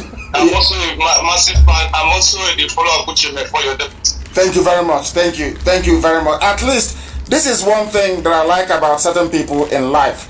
Despite everything we have said in the past about the Oduduwa people in Kwara State, people still can see beyond the rhetoric to get to the actual substance of what we are saying in Radio Biafra. That is for the benefit of everybody. To us, my dear brother, we don't have anything like Niger Delta. They don't exist. Opobo is Igbo land. It doesn't exist. It does not. We are all the same people. We have different languages. Sometimes a slight variation in culture. But every ethnic group will be on their own in Biafra land. Nobody will have the right to go into another ethnic group to tell them what to do. So all the debate and argument about domination doesn't exist. It just doesn't exist. You know, if tomorrow... Do you know that no Igbo man even signed the amalgamation of Nigeria? Of course, we know that. We know. In Biafra land, it was only the Obong of Calabar. Yes, that is true. That is true. We never signed, and we have a document. We have a document that they actually secreted later. Ibeko, my clan, where I come from, we never signed. So I can go to court and convincingly argue that Ibeko is not a part of Nigeria because we have all those that signed. We know all the warrant chiefs that signed. Ibeko was not one of them. We never signed up to anything at all. So you are right. But we know what the British have done and what they will continue to do to us. But I don't know why I picked that very call, and you see, it's somebody, a Yoruba person from Kwara State, an Oduwa person from Kwara State. Unbelievable. I don't know what touched me to pick that very call. I thank him very much for calling. And on a day that I announced it, that nobody is allowed anymore to attack or to malign a Yoruba person and a Oduduwa person, never. Because we are going to work together. And not like before. This very generation is different from the past. And big things are going to happen. Just watch this space. I thank you all very much for listening to us this very evening. And as always, you must take home with you what we have preached. That is why we are as formidable as we are. Indestructible. This very family of heaven itself, IPOB. That is why we say with every ounce of conviction that Biafra to some people may just be a nation, to others it may be a metaphor for something that we don't understand, but to us it is our religion. And here on Radio Biafra is where we worship, Because Chukwu Kikabiama Promihenin Elohim Adonai El Shaddai is our God. From me, from here, it is good evening.